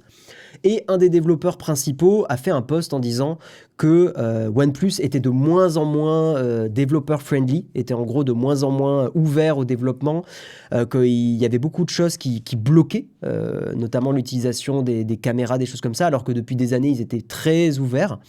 Euh, il laissait vraiment les développeurs bidouiller les smartphones, faire plein de choses, enfin s'amuser un peu dessus. Et là, ils ont verrouillé énormément les choses. Hein. Dès qu'ils laissent des trucs ouverts, c'est tout de suite bloqué. Donc son post explique que justement, il déconseille d'acheter du OnePlus si vous voulez bidouiller sur vos Android aujourd'hui. Donc il y a eu un gros changement hein, sur OnePlus. On le voit, ils ont même ils publient beaucoup plus de téléphones qu'avant. Les téléphones sont de moins bonne qualité. OnePlus avait quand même ce côté un peu flagship killer pendant des années. Alors un peu moins depuis 3-4 ans. Mais on pouvait Depuis le. je crois. Ouais, hein, on a perdu. Bah, depuis qu'il est version pro, il Ouais, y a plus de flagship killer, quoi. Hein. c'est ça. Bah, avant, OnePlus avait cette stratégie de publier un gros smartphone qui était pas excessivement cher, mais qui avait des super caractéristiques. Puis dès qu'ils ont commencé à faire deux, trois téléphones en même temps, c'est un Mm. peu parti en cacahuète et ils ont embrouillé tout le monde. Et moi, je suis pas très très fan de. euh, la maison mère, c'est BBK, pardon. BBK, excusez-moi. Tout à fait. Oppo fait partie de BBK, pardon. Mais il me semblait qu'Oppo était au-dessus de OnePlus. Enfin, il y avait un délire comme ça. Bon, bref, c'est pas grave. Et donc, oui, Carl Pei qui démarre Nothing, qui démarre une nouvelle boîte avec pas mal d'investisseurs. C'est très bullshit pour l'instant. Hein. Je vous lis le message d'introduction de l'entreprise. La mission de Nothing est de faire tomber les barrières qui peuvent exister entre la technologie et les utilisateurs afin de créer un futur numérique plus en harmonie avec les attentes du grand public. Nous pensons que la technologie doit être élégante, mais également naturelle et intuitive. C'est vraiment, nous pensons que l'être humain doit être heureux dans sa vie et que tout doit bien se passer et que les gens sont gentils et que les oiseaux chantent et que le ciel il est bleu. Enfin voilà. T'as pas une petite flûte, Léo, un petit truc là pour. Dès que tu as une annonce comme ça, en mode ça va révolutionner la vie de chacun, personne n'y avait pensé avant. Mais du coup, bah, je vous tease, je vous dis pas ce que c'est, comme ça vous y réintéresserez dans 2 semaines. Enfin bon, classique fit, hein. Ouais, non, bon voilà, donc c'est beaucoup de vent brassé, hein, on est bien d'accord. Mais bah, on verra ce que c'est. On verra ce que c'est. On ne sait rien pour l'instant, hein, pour information, des produits que va commercialiser Nothing. Potentiellement, ça pourrait être du smartphone. Potentiellement, enfin, ça va être dans la tech, dans tous les cas. Mais oui, on est plus pour l'instant, c'est un peu du bullshit marketing. Il n'y a pas grand-chose. Après, il part pas de nulle part, hein, Carl Pei, parce qu'il a quand même une grosse base de fans. Il doit avoir beaucoup de contacts. Avoir bossé à OnePlus, ça a dû bien, voilà, ça a dû bien tisser un réseau. Une bonne toile. Mais je pense que la société va pas s'appeler Nothing à long terme, tu vois? Genre en plus, imagine c'est des smartphones, genre par exemple pour dire: «Bah, j'ai le Nothing 2». Ça c'est quand même pas très beau je trouve pour le coup. Ouais, je Mais trouve ça. le nom va changer je pense. Ça m'étonnerait que le nom reste comme il est actuellement. C'est possible. Ouais. Je sais Comme pas. ça arrive. Après, bon. Je sais pas. À voir. Je dois avouer que Nothing, c'est pas forcément le nom qui me serait venu comme ça, mais d'un autre côté, une des plus grosses sociétés qui vend des smartphones s'appelle Pomme. Hein. Si tu le Oui, vois comme ça. Donc bon, je sais pas. Vous êtes hypé dans le chat un peu ou pas? Parce que moi, pas des masses. J'attends de voir un peu ce qui va sortir. Mais. non, quoi. Genre, tu peux rien faire avec tes infos, donc à partir de là, Ouais, non, je sais pas trop. On va terminer sur les articles, il est déjà 8h47. On va terminer sur Sony qui lance donc Sony toujours dans sa lignée de faire des produits d'ingénieurs pour presque des ingénieurs. Sony qui lance le Xperia Pro, qui est un smartphone qui va coûter 2500 $, qui ne va être disponible qu'aux États-Unis, qui est un smartphone ciblé spécifiquement sur les créateurs de contenu, pour une raison toute simple, c'est que c'est un téléphone qui a une prise HDMI. En gros, je vous montre un peu des images de l'idée du téléphone. On a une super image ici. Mais en gros, voilà, c'est un smartphone, donc qui est un smartphone compatible 5G avec plein de fonctionnalités assez professionnelles. Mais en gros, smartphone qui va avoir effectivement une prise HDMI qui va pouvoir être compatible avec les appareils photo en général. Alors, voilà, potentiellement pour effectivement du Sony, mais pas que. Et qui pourrait être un espèce de moniteur externe pour leurs appareils photo. Qu'est-ce que t'en penses, toi, Léo, de cette alors annonce-là? je trouvais l'idée intéressante et du coup, je me suis un peu renseigné dessus parce que j'avais pas trop maté avant le live, tu vois? Et en Mhm. vrai, c'est un peu osef, quoi. Parce que, en fait, de ce que j'ai compris, hein, il a exactement les performances des Xperia classiques, genre au niveau C'est ça. photo, vidéo, et cetera. Mm. Et le seul truc qui change, c'est qu'on paie une prise HDMI pour 1000 balles, quoi, à peu près, hein. Ouais, j'ai l'impression. Bon, après, il a de la 5G, il a. D'accord, mais bon, le problème, c'est qu'il a, les mêmes performances que le Xperia qui sont déjà là, tu vois? C'est Donc ça. à partir de là, est-ce qu'il faut pas dépenser ces 1000 balles dans un moniteur directement qui sera plus grand, qui sera plus adapté, qui pourra mieux gérer du coup, genre, tu sais, tes effets d'étalonnage ou genre de merde, En fait, que vraiment ça? J'ai du mal à comprendre l'intérêt du truc. Encore s'il avait, tu vois, en mode: «OK, on vend un téléphone de 1 500 balles, mais du coup, le téléphone est méga vénère en photo vidéo». OK, très bien. mm, C'est d'ailleurs, c'est personne qui fait réellement ça, tu vois? Actuellement dans le monde Android. Tu vois, il- de faire des smartphones, tu avais Red qui avait essayé, mais bon, ouais, mais choix. Red, enfin, ils ont pris une masse de retard et quand ils ont publié le truc, Il y a personne, tu vois, qui actuellement fait des smartphones qui se veulent des smartphones à 3000 balles, mais qui sont extrêmement vénères en vidéo, photo, pour, du coup, les réseaux ou ce genre de choses, tu ouais, je suis assez d'accord. Je sais pas trop pourquoi. Enfin, est-ce que je pense que Sony sort pas le produit de nulle part. J'imagine qu'ils ont quand même fait des études de marché. Mais j'ai envie de dire, un professionnel de l'image, s'il veut comment dire, s'il veut un moniteur externe, il va plutôt acheter soit un enregistreur externe ou soit vraiment juste un moniteur. Mais il va payer ça on va dire entre 300 et 1000 euros. Euh, Typiquement, effectivement, je suis assez d'accord avec toi. Même s'il y a un écran 4K, même si le smartphone est quand même sympa. euh, si C'est tu, plus petit qu'un Atomos, tu vois, par exemple. Donc OK, l'écran 4K, c'est bien beau, mais bon, ça fait un retour pas beaucoup plus grand que l'écran de base, quoi. Ouais, et puis, non, non, on est assez d'accord. Donc, je sais pas trop en fait pour qui va être ce produit. Si, il y a quand même un truc qui peut être intéressant, Léo, c'est Mmh. pour ceux qui font du Mojo. Je sais pas si tu as déjà entendu cet acronyme-là, c'est du mobile journalism, c'est du journalisme mobile. Et tu sais, il y a par exemple Samuel Etienne qui fait une matinale sur Twitch qui s'est fait interviewer récemment par qui s'est fait filmer. Je crois que c'était Quotidien ou Brut, je sais plus, ou Ouais. Combini, enfin c'était un des trois quoi. Et le journaliste qui était avec lui filmait avec un iPhone 11 ou 12. Il y avait trois caméras à l'arrière. Ouais, mais Pas- il filmait avec. Il Ouais, il l'utilisait filme. pas. Non, mais ce que je veux dire, c'est qu'il filmait slash diffusait avec potentiellement. Et donc un smartphone comme ce Xperia Pro, on peut très bien imaginer que le retour de la caméra puisse être diffusé sur Internet avec de la 5G, des choses comme ça. Donc cet usage-là, pour moi, me paraît pertinent. Tu vois, vraiment dans un état d'esprit de journalisme mobile où tu vas avoir le retour de ta caméra et que tu vas diffuser. Si tu veux, pour Ouais, moi, mais ouais, le truc, c'est que tu vois, là, le mec, il veut, par exemple, les trucs de mobile, journalisme, et cetera, tu vois? En gros, ils filment avec leur smartphone, ils veulent pas s'embêter d'avoir une caméra et c'est pas ça qu'ils vont faire, qu'ils vont s'embêter avec une caméra. ben, Clairement pas. C'est pas le fait de pas avoir accès à la 5G qu'ils le faisaient pas. C'est juste, parce qu'ils veulent pas s'emmerder à avoir une caméra car ça leur sert à rien. ouais, je comprends. Salut Augustin, on a tourné récemment avec Capital à l'iPhone.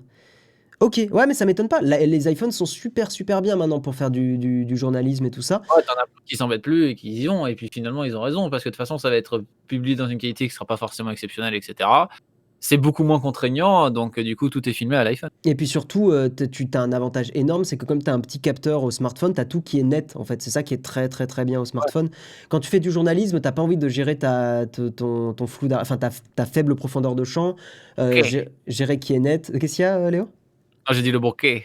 Le bokeh, le bokeh. Mais voilà, moi, le seul usage que je vois qui me paraît effectivement pro et intéressant, c'est effectivement de la diffusion avec de pouvoir justement avoir l'avantage d'avoir un gros boîtier avec des grosses optiques, donc d'avoir une certaine flexibilité et de pouvoir diffuser cette image-là. En gros, pour moi, ce smartphone est un gros moniteur slash antenne de diffusion euh, vers votre journal, vidéo, etc. etc. Je le vois difficilement dans d'autres usages parce qu'effectivement, j'ai envie de te dire que... Ouais, non, je pense que c'est vraiment le principal usage pro que je le vois. Mais je trouve que c'est ouais, je regarderai la vidéo d'MKBHD parce que je l'ai pas encore maté. Il y a sûrement des trucs intéressants, mais Mm. là, vraiment, pas l'intérêt, hein. Ouais, C'est ouais. assez, assez Je... Parce que tu vois, pour moi, c'est un des gros défauts des boîtiers pro. C'est je ne comprends pas pourquoi dans les boîtiers pro, quitte à les faire un peu cher et tout, mais pourquoi ils commencent pas à inclure de la 4G, de la 5G, un système Android un peu mieux, des choses comme ça. Enfin, tu vois, de l'Android, le fait de pouvoir installer des apps, de pouvoir diffuser. Enfin, pour moi, il y a un gros marché qui est perdu. Et c'est pas pour rien que les gens filment au smartphone, c'est aussi que tu as un parc applicatif qui est vachement intéressant. Des applis comme Filmic Pro, des choses comme ça. Tu as des applis de journalisme mobile qui sont sur iPhone et qui marchent très très bien. C'est des choses que tu n'as pas sur les boîtiers. Et je pense que ce smartphone vient compléter ce besoin-là. Si tu as trop de pognon, pourquoi pas? Je suis pas d'accord avec toi, Technisavoir. C'est des produits qui sont pas du tout pour le grand public. Donc ça, c'est pas, il n'y a pas de notion d'argent dans le sens où c'est pas du grand public, quoi. C'est du professionnel. On va avancer, Léo, on va passer à la tartine, mais avant, le sponsor de l'émission, eh bien, c'est évidemment vous, les gens. Vous pouvez nous soutenir si vous appréciez l'émission via les subs Twitch, et comme ça, vous débloquez de super emojis, notamment l'emoji de Jérôme en sorcière, évidemment. Vous pouvez nous soutenir sur Patreon, sur les YouTube sponsors, si vous êtes plutôt YouTube, même si j'imagine que si vous regardez l'émission, vous êtes quand même beaucoup sur Twitch. Et vous pouvez aussi nous soutenir avec du merch. Nous avons des t-shirts avec des designs sympas. Il y a évidemment ce mug incroyable, hein, le mug, Léo, évidemment que tu trouves magnifique. Hein, voilà, incroyable. J'en veux 12. t'en veux 12, évidemment. Merci, merci Joey Sidewinder pour ton abonnement Twitch Prime. Les gens qui spamment l'emoji de Jérôme Sorcière, vous êtes incroyables. Merci à vous tous. Ce qu'il manque beaucoup aux gros boîtiers, c'est des gros processeurs comme les smartphones. Mais ils ont des gros processeurs, hein, Jérôme. On va justement parler du Sony A1.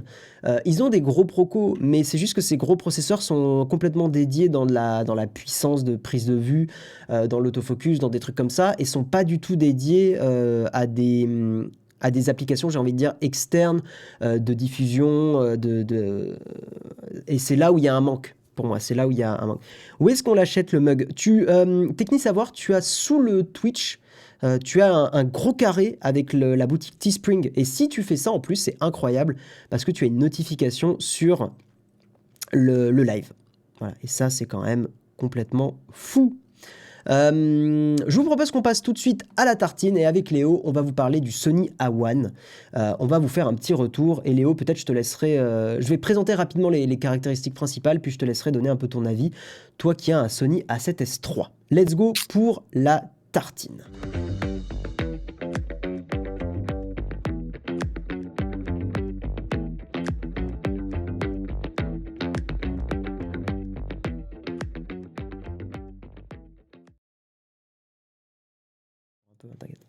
Alors, nous allons vous parler du Sony A1. Sony A1 qui est le nouveau, je vais vous montrer un peu une petite image pour que vous ayez en tête le truc, donc le nouvel appareil qui a été révélé par Sony. Je vais essayer de vous montrer des images un petit peu plus sympas du boîtier que vous voyez actuellement ici. Donc nouveau appareil photo slash caméra vidéo, hein, parce qu'aujourd'hui les boîtiers filment aussi évidemment. Je vous montre quelques petites images, puis après je vais vous faire un petit récap des spécifications. Hein. On est sur la même lignée au niveau du design. Si dans ceux qui nous écoutent en audio, si vous avez du matos Sony, on est sur la même lignée que des boîtiers Sony, genre la série des A7, la série des A9. Hein, on a à peu près le même design globalement à 2-3 petites choses près. Au niveau des specs techniques, très rapidement, on a donc c'est du full frame, hein, 50 mégapixels, un petit capteur 50 mégapixels, enfin petit capteur, non, bon capteur, 50 mégapixels, de la rafale photo à 30 images secondes, on a de l'autofocus sur 92% du capteur, de la stabilisation 5 axes, bon ça fait un moment qu'on en a et ça marche toujours très très bien. Le gros effet d'annonce, c'est qu'on a de la vidéo 8K 30 images par seconde en 10 bits 4.2.0 et on a de la vidéo 4K 120 fps en 10 bits 4.2.2. La préparation de cette tartine a été l'occasion justement pour moi de réviser un peu ma théorie et de me rappeler ce que c'était du 10 bits, 8 bits, 4.2.2, 4.2.0, etc. Ce qu'il faut comprendre en gros, c'est que le 8 bits, on a 16 millions de couleurs, le 10 bits, on en a 1 milliard. Je vais vous montrer un peu le schéma qui explique très très bien la différence. Plus on a de bits, et je prononce bien le S pour éviter que vous partiez tous dans les graviers, plus on a de nuances de couleurs. Et je pense que cet écran-là, enfin ce petit schéma va bien vous l'expliquer. Hein, avoir du 1 bit, ça donne ça. Et plus vous voyez, plus on a de bits, plus on a de la nuance dans les couleurs. Pour ceux qui sont un peu plus âgés et qui ont utilisé des vieilles versions de Windows, je ne sais pas si vous vous rappelez, mais dans les paramètres des versions de Windows, on pouvait changer le nombre la définition de la couleur. Et en gros, on pouvait effectivement switcher et avoir plus ou moins de nuances. Donc en gros, du 8 bits, c'est un peu ce qu'on a en standard un peu partout aujourd'hui. Et 10 bits, c'est vachement intéressant pour effectivement avoir de la flexibilité quand on fait de la... De quoi, Léo ? C'était quoi ce lien X vidéo dans les onglets qu'on vient de voir?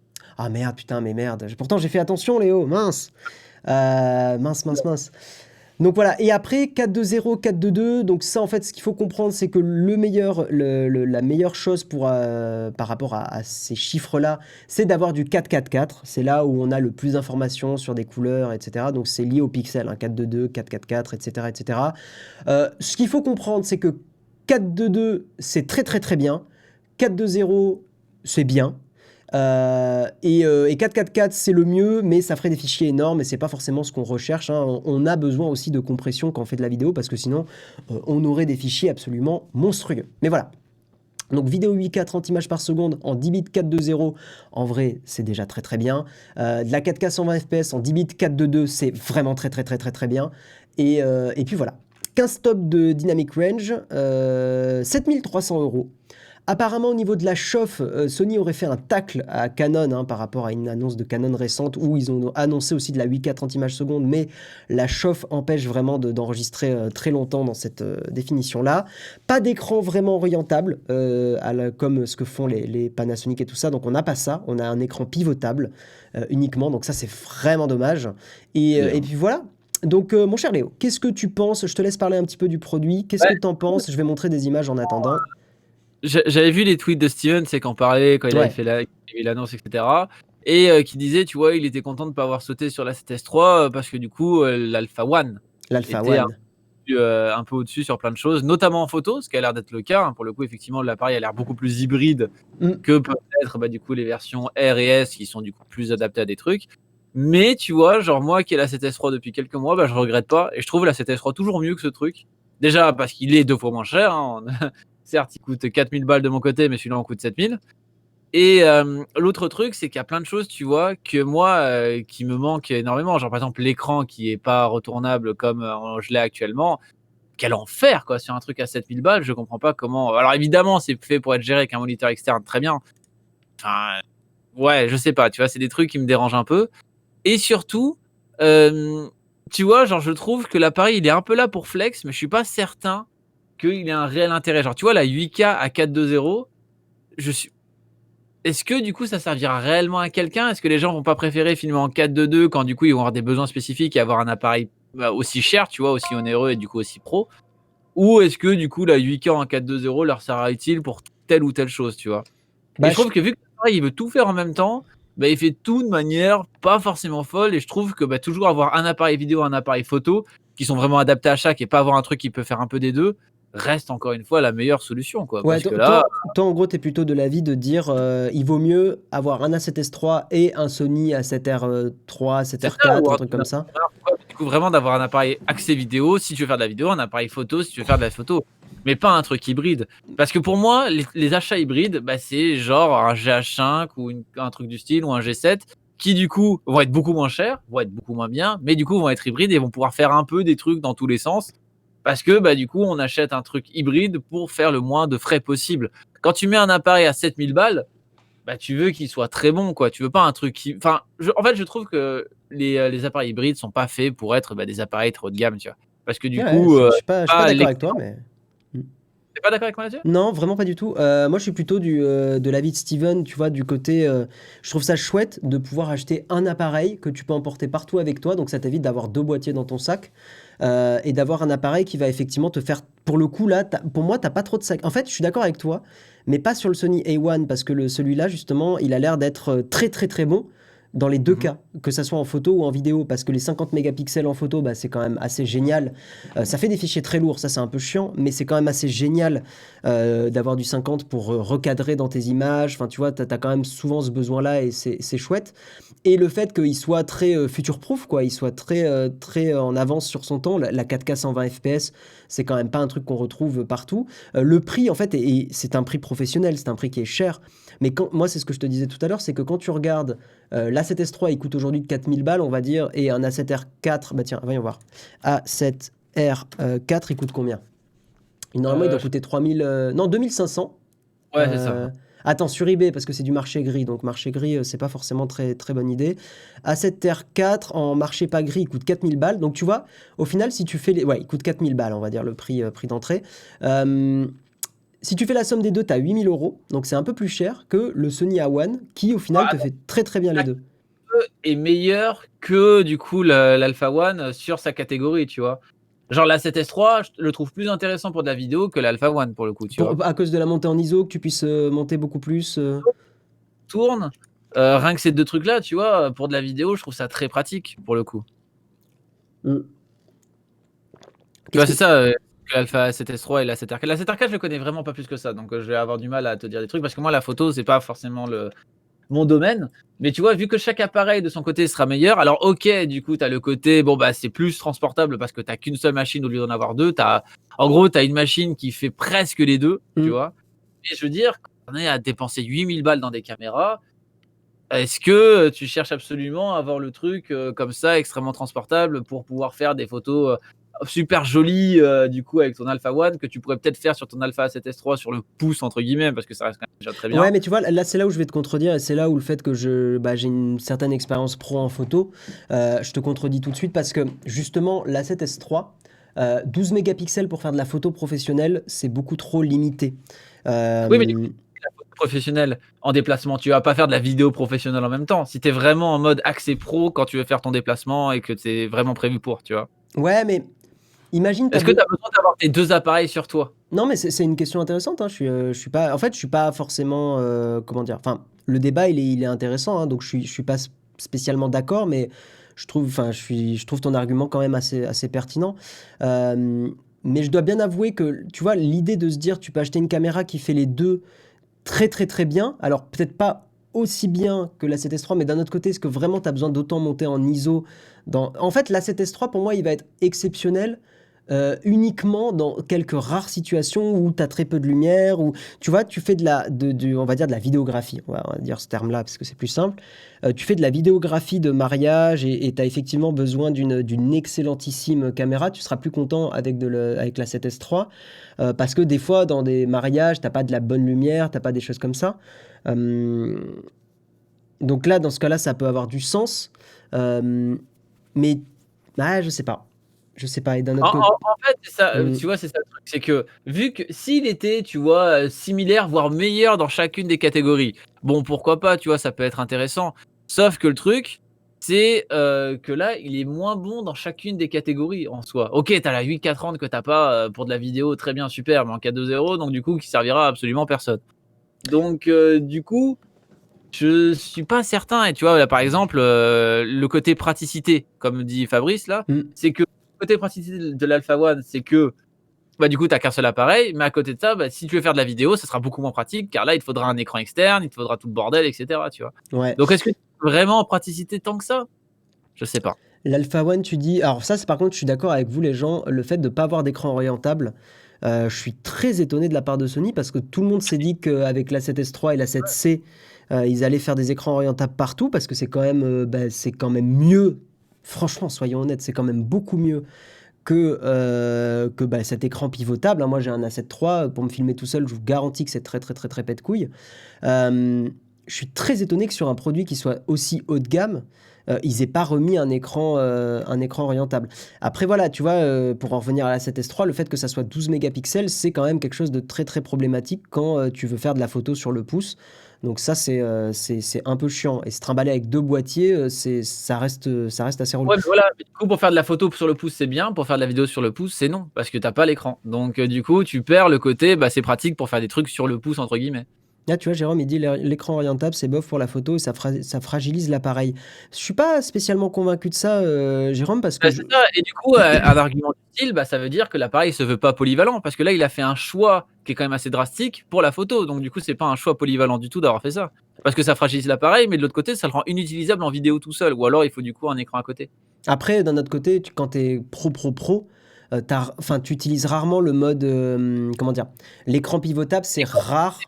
Pro, tu te spécialises sur tes appareils, tu vois. C'est ça en fait que je comprends pas trop. C'est que pour moi, vraiment, les trucs polyvalents, c'est quand t'es pas pro, ou alors que tu veux des trucs sur le pouce qui peuvent être utiles. Sauf que là, sur le pouce, il est pas utilisable en vidéo, et quand t'es pro, bah, tu veux le meilleur du meilleur, donc du coup, tu vas prendre des trucs spécialisés. Mmh. Donc c'est Il- pour ça que j'ai vraiment du mal, parce qu'encore une fois, celui-là coûte le prix de 2 appareils. Ouais, bah après, il fait à peu près bien ce que font les deux appareils, donc je trouve ça pas si déconnant que ça. Il y a Jimmy Lafleur qui dit le 4.2.0 freine beaucoup en post sur les effets. Je dois avouer que moi, j'ai pas fait beaucoup d'étalos en vidéo. Je fais beaucoup de travail sur la couleur, sur les RAW en photo, mais en vidéo très très peu. Donc j'ai du mal à percevoir. Autant je comprends la différence entre le 8 bits et le 10 bits, ça je l'ai vu sur des photos, enfin pas sur des photos, mais sur des vidéos sur YouTube, ils ont montré la différence et tout. Donc ça, je comprends totalement bien la nuance entre les deux, mais la nuance entre le 4.2.2 et 4.2.0, j'ai du mal à la saisir. Enfin, pour l'instant, visuellement, je la conceptualise pas, quoi. C'est Euh, surtout pour si tu veux faire de l'étalo, etc., tu as accès à plus de couleurs, donc du coup, tu peux un peu plus manier ton image. Mais tu ouais. vois, par exemple, pour répondre à Jérôme qui fait pro, t'as un caméraman. Ok, t'as un caméraman. Du coup, à quoi ça te sert de gagner de la place en n'ayant qu'un seul appareil au lieu de 2 si vous êtes plusieurs, vu que t'as un caméraman? Non, non, mais je Ça, trouve ton argument pas bête, hein, Léo, on est bien d'accord, hein, Attention, on va se battre. on va juste se battre.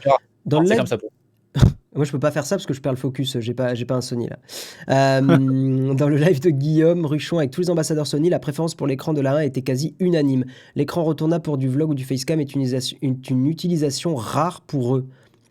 Mais moi, je suis très, tu vois, Wolf du Ghetto. Alors, j'entends, hein, mais Alors, ambassadeur Sony après, attention. Hein. non, mais en fait, Évidemment, je trouve ça très étonnant quand même ce choix, mais c'est un avis perso. Après, je représente pas tout le monde. Mais dans un monde où on a une pandémie, hashtag le Covid, où en fait beaucoup de gens vont se filmer seuls chez eux, et peut-être avec du boîtier pro, parce que des gens vont peut-être démarrer des émissions, même pour amener une caméra dans des studios, mais se filmer chez soi, parce que tu peux être confiné et tout ça.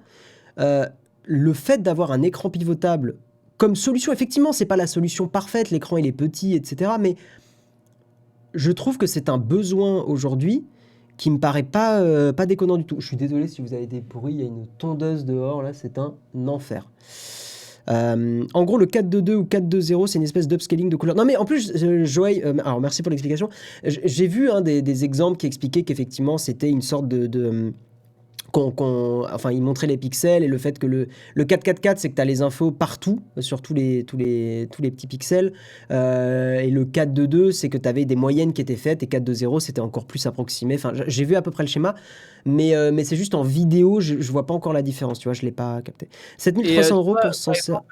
L'argument de l'écran servira pas forcément à tout le monde et il servira dans de rares cas pour certains. Ouais, mais du coup, pareil, c'est du coup de la polyvalence parce que le fait que l'écran puisse tourner, bah, ça peut te servir dans ces fameux rares cas ou alors que du coup, dans l'Alpha One, bah, ces rares cas, tu pourras juste pas du tout en profiter. Mm. Et du coup, ça veut dire que la 7S3 est plus polyvalent pour la vidéo que peut l'être l'Alpha One. Tu vois, c'est toujours le truc. Ouais. C'est que si le but, c'est que ce soit polyvalent, bah, c'est un peu raté à cause de ce genre de truc. Dans le cas, la 7C, voire la 7S3 sont le plus adaptés. J'entends, mais ça fait chier de payer un boîtier aussi cher que la 7S3 qui est même pas capable de faire un tout petit peu de photos professionnelles. Pour moi, il est exclu totalement. Il peut faire du Instagram et tout light. Je pense que typiquement, Léo, toi qui fais enfin, voilà, tu fais pas de la photo. Oui, très largement Voilà. la 7S3. La photo, parce que Le but, c'est pas d'avoir des trucs en RAW, 50 mégapixels, et cetera, je m'en Mais fous. moi, j'ai commencé la photo, enfin, en fait, je me suis mis à apprécier la photo avec un A7S d'occasion. J'ai chopé un A7S d'occasion qui faisait du 12 mégapixels et j'en étais super content et j'ai fait énormément de photos avec. Et le 12 mégapixels est totalement suffisant pour, on va dire, un usage amateur averti qui fait un peu d'Instagram et des choses comme ça. Mais par contre, je trouve que dès que je vends de la photo, pour moi, le 24 mégapixels, même je me trouve un peu limité des fois par mon 24 mégapixels. Il y a des moments où j'ai plus envie de recadrer, il y a des moments où ça me manque.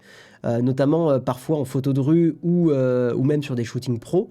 Il y a des moments où j'aurais été content d'avoir un peu plus de flexibilité au recadrage. Mais bon. J'ai essayé Sony, j'aime pas du tout, je préfère mon G9.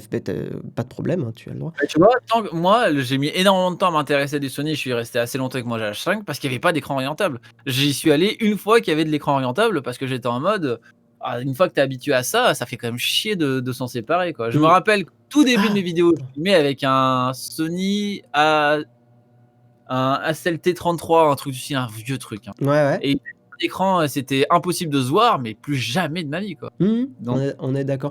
Tu vois, tu recommandes la 7C, je sais plus qui disait ça, le Wolf du Ghetto. Pour moi, la 7C est hors de question. J'ai hésité à l'acheter récemment parce que pour la prod YouTube, Naotech et tout. Mais en fait, c'est hors de question parce que la 7C, il est pas du tout future-proof. C'est un boîtier qui est limité à de la 4K 30 images secondes. Et en fait, en 2021, payer 1500 balles pour un boîtier comme ça, je préfère limite reprendre un GH5 d'occasion avec une optique, tu vois. Alors même si l'autofocus en facecam, pour moi, en fait, je reste sur du Sony principalement pour l'autofocus facecam que je trouve génial. Incroyable. Franchement, je tourne tout le temps en autofocus, je me pose plus aucune question, c'est vraiment trop bien. Je trouve que dans notre métier de youtubeur et tout, c'est un confort monstrueux cet autofocus, hein, c'est vraiment génial. Donc voilà. Mais qu'est-ce que je voulais dire? Oui, si, par contre, je voulais, les gens, et c'est un petit message à Sony, j'aime beaucoup Sony, hein. Vraiment, vous faites des bons produits. Moi, en plus, mon petit passif d'ingénieur aime beaucoup le côté ingé, hein. Je pense qu'on est d'accord, Léo, pour dire, on en parle beaucoup avec Jérôme de ça, mais on dit que Sony, c'est des boîtiers qui sont pensés par des ingénieurs, et des fois, ça se sent dans les menus, l'ergonomie. Oui, c'est pas le plus user-friendly du monde, hein, Voilà. ça c'est clair. Mais par contre, Sony, va falloir vraiment que vous m'expliquiez ce que vous faites sur votre page d'accueil du Sony Alpha. Vous vendez un boîtier qui est ultra pro. Je sais que tu rigoles déjà parce que tu sais ce que je vais montrer. Sony, vous faites un boîtier qui a l'air vraiment chouette. Enfin, typiquement, c'est un boîtier qui pourrait m'intéresser, mais pas tout de suite. C'est beaucoup trop cher pour l'instant. Mais pourquoi vous mettez cette photo en fait, genre vraiment, c'est potentiellement. Alors vous voyez pas forcément sur le stream parce que le stream c'est compressé, on est en 1080p, vous êtes peut-être même en 720 ou en 480. Cette photo est pas une belle photo. Je comprends l'idée de capturer du sport. Déjà c'est un cul dans une combi qui est en plus sale. Je veux dire, il y a de la saleté sur la droite. Enfin, l'image est floue. Sony, qu'est-ce que vous avez fait avec cette photo? Vraiment, moi je vois cette photo, ça me donne pas du tout envie d'acheter. Enfin, changez-moi ça. Mettez, je demande pas à avoir du portrait un peu classique de modèle féminin. Enfin, on peut sortir un peu de ces clichés-là, mais je sais pas, mettez-moi une autre image, quoi. Elle est terrible, hein. Elle est vraiment. Comme l'appareil, hein, finalement, c'est peut-être un message que veut passer. Non, mais vraiment. Mais je dis ça en plus en toute amitié, quoi. C'est pas dans le but de clasher ou quoi. C'est que vraiment, c'est pas ouf.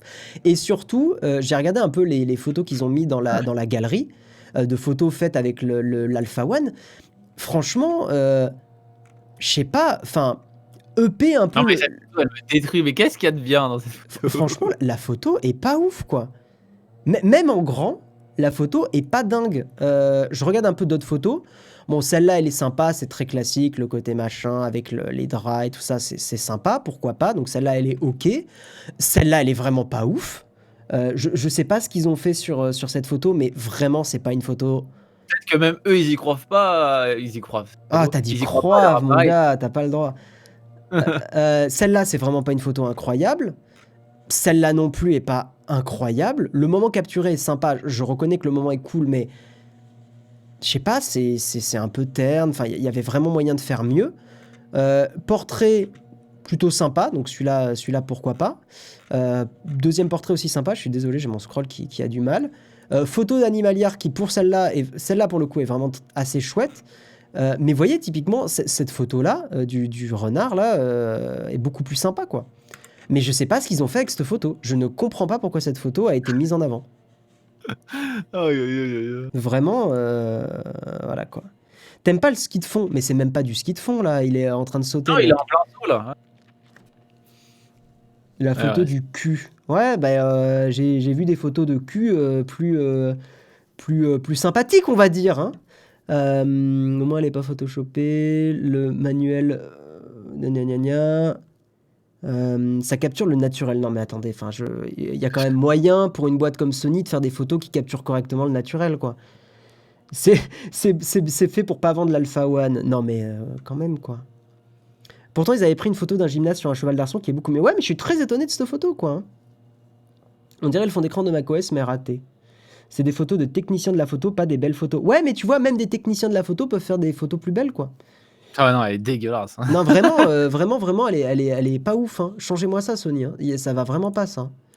Voilà. Bon, en tout cas, on vous a fait une bonne tartine sur l'Alpha One. On passe au camp de fax. Vous avez des questions. On a peut-être des réponses. Let's go.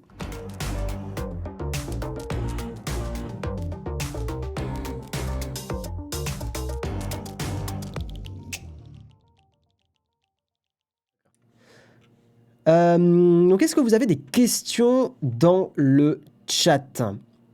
Ils ont fait un pari, il y en a qui ont perdu. Merci Samuel pour le lien vers la chaîne de Léo, effectivement, pour ceux qui ne connaissent pas Léo, Léo qui fait de la tech. Je te laisse peut-être juste te présenter vite fait, c'est vrai que d'habitude je le fais au début de l'émission, mais bon. On s'en fout comme d'habitude. Non, bah oui, bah écoute, je parle de technologie. Voilà, incroyable. Comme à peu près tous les gens qui parlent de tech, ça veut absolument rien dire ma phrase. Je suis fatigué en même temps, il est que 9h, hein, vous vous calmez, d'accord? Il est 9h20. Et non, ouais, si je parle de tech, je fais souvent l'actualité. Je parle des trucs d'actu, etc. Bah, je fais des DIY quand j'ai le temps. Mais vu que ça fait pas beaucoup de vues, du coup j'en fais moins parce que sinon je déprime et après je sombre dans l'alcool. Et puis voilà quoi, à peu près vous connaissez mon boulot. La tristitude. Il y a Yannou qui te demande un retour sur l'iPad Pro. T'as eu un iPad Pro récemment? Ouais, bah oui, mais j'avais déjà fait une vidéo. Il est où mon iPad? Attends, il est sous tout le bordel là. Yannou, tu n'as pas regardé les dernières vidéos de Léo là. Non, mais là j'ai acheté un MacBook Pro, les 2020 là, que j'utilise de temps à autre. Alors déjà, Le putain, M1? le M1, ouais. Ah ouais, c'est D'ailleurs, quoi ton retour sur le M1? Quel enfer. Bah ouais, je vais en faire un, mais alors il y a des trucs que je trouve très bien. Genre, je comprends que tout le monde soit émerveillé par le trackpad, hein, super. Mhm. Bah alors, l'ergonomie du clavier, elle est dégueulasse, hein, des MacBooks. Oula, je sais pas comment vous faites, hein. Ah ouais, Donne un coup de pied, hein. T'es pas... Ah oui, non, mais l'ergonomie, mais parce que Le fait que la moitié des touches, c'est des secrets. Genre, tu sais, par exemple, les touches commandes pour faire des caractères spéciaux, où c'est pas écrit sur la touche, et il faut le savoir par cœur et tout, comme si c'était un cheat code. Ah, c'est spécial, hein. Ouais, alors moi je l'ai eu ça quand j'ai fait du développement, mais effectivement, après tu t'y habitues, mais les touches accolades et crochets, quand tu sais pas où elles sont... Nulle part, et qu'il faut limite aller chercher sur Google, putain. Non, mais je comprends. Je dois avouer que ça fait partie des trucs que j'aime pas spécialement sur macOS. Après, quand tu le sais, c'est assez logique, le Oui, placement. bah super. Mais oui, mais d'accord, mais bon, quand tu le sais, c'est toujours le truc de ah ouais, mais l'utilisateur, bon, il a rien compris, etc. Sauf que du coup, tu l'expliques pas trop. Ah, coucou Mais bon. Cabri, coucou, merci de passer nous faire un coucou. Et Pierre puis, je Chose. trouve que pour faire du multitâche, c'est quand même pas très agréable, hein, un MacBook pour le coup. Tu vois, Ah. genre le multitâche, enfin du coup, tu sais, de travailler sur plusieurs fenêtres en même temps, sur un Windows, c'est quand même beaucoup plus agréable que sur un MacBook. Faut que tu installes une petite appli qui s'appelle Magnet, qui est gratos et tout, et qui... non, elle est payante, mais elle est vachement bien, qui te permet de faire le magnet de Windows et tout ça. Dès que j'ai ça, moi, Ah ouais, après, c'est bon. je suis content qu'il faut dépenser du coup 30 balles pour pouvoir faire un truc natif sur Windows. Non, en vrai, tu peux le faire nativement avec des raccourcis clavier, mais j'ai la flemme, donc moi, je vais payer. Je m'en fous. Mais ouais, non, il y a des trucs que je comprends pas trop. Mais il y a des trucs que je trouve intéressants. Le trackpad, je comprends que tout le monde soit en folie dessus. C'est vrai Il que est bien, c'est hein. plutôt... Ah, il est bien le trackpad.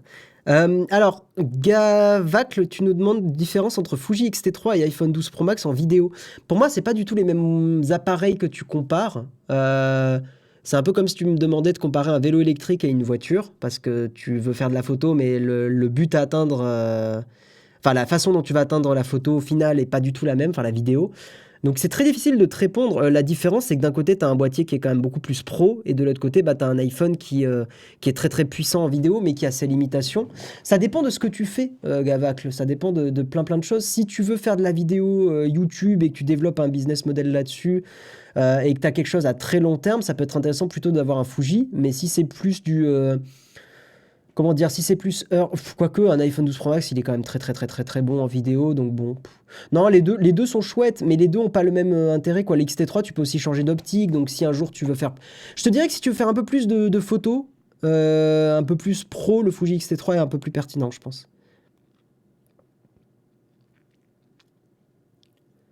Mais pour moi, c'est des choses assez différentes. Ciao, Polaire. Ciao, ciao. Tu peux pas téléphoner avec un Fuji. Oui, c'est sûr. Pareil, tu vois, si tu fais plus de l'Instagram et des choses comme ça, prends plutôt un iPhone 12 Pro Max si tu publies tes vidéos sur Internet et sur des réseaux sociaux comme ça. Ça sera plus simple. Hmm. Magnet est gratuit? Ah putain, attends. Pourtant, il me semble que j'avais payé. Ou alors, c'est... Gratuit sur Mac, comment ça? Arrêtez, personne ne croit. Vaïa, je pense que... Alors, je sais pas si elle te pose la question à toi ou à moi, mais j'imagine que c'est à toi. Elle demande si tu penses reprendre ta chaîne Twitch. Mais tu fais des lives de temps en temps, non? Moi, oui, ça arrive, mais je fais plus du jeu vidéo gaming. Mais oui, ça arrive. Faudrait que je refasse LDR un jour, mais oh, ça fait longtemps. Mais ouais, ça Aïe, aïe, aïe. faudrait que je m'y intéresse un peu plus, quoi. Mais c'est vrai que je le fais un peu à la zub, moi, mes live Twitch. C'est plus YOLO, si j'ai envie, je fais du Beat Saber. Tu sais que, Sinon, j'ai discuté un peu avec Olivier Schmitt récemment et tout, et moi, ça me titille hein, que vous essayiez pas de faire un peu plus de Twitch, genre Olivier. en fait, le problème, si tu veux, c'est que quand je fais du Twitch, je me mets la même pression que quand je fais du YouTube. Et à Ah, cause de pourtant. ça, bah, du coup, je suis en mode putain, j'ai pas tant de viewers que ça fonctionne pas exactement comme je veux, Ouais, etc. Et du coup, mais dans le même état d'esprit de merde que quand je publie des vidéos, tu vois. c'est une course de fond, tu vas pas faire des viewers tout de suite, si c'est ça que... Et ouais, Enfin, voilà. mais du coup, en fait, quand je fais du Twitch, je suis un peu comme quand je fais des trucs de mon côté et que je slack, tu vois. Je me dis putain, j'ai l'impression que je pourrais utiliser mon temps mieux. Ah, C'est un peu. ouais. Ouais, c'est dommage que tu le vois comme ça, parce que je pense que c'est vraiment intéressant comme plateforme, et que... Je sais pas. Je dis pas le contraire, hein. Et puis j'ai vu qu'en plus que du coup avec la pandémie ça a extrêmement explosé.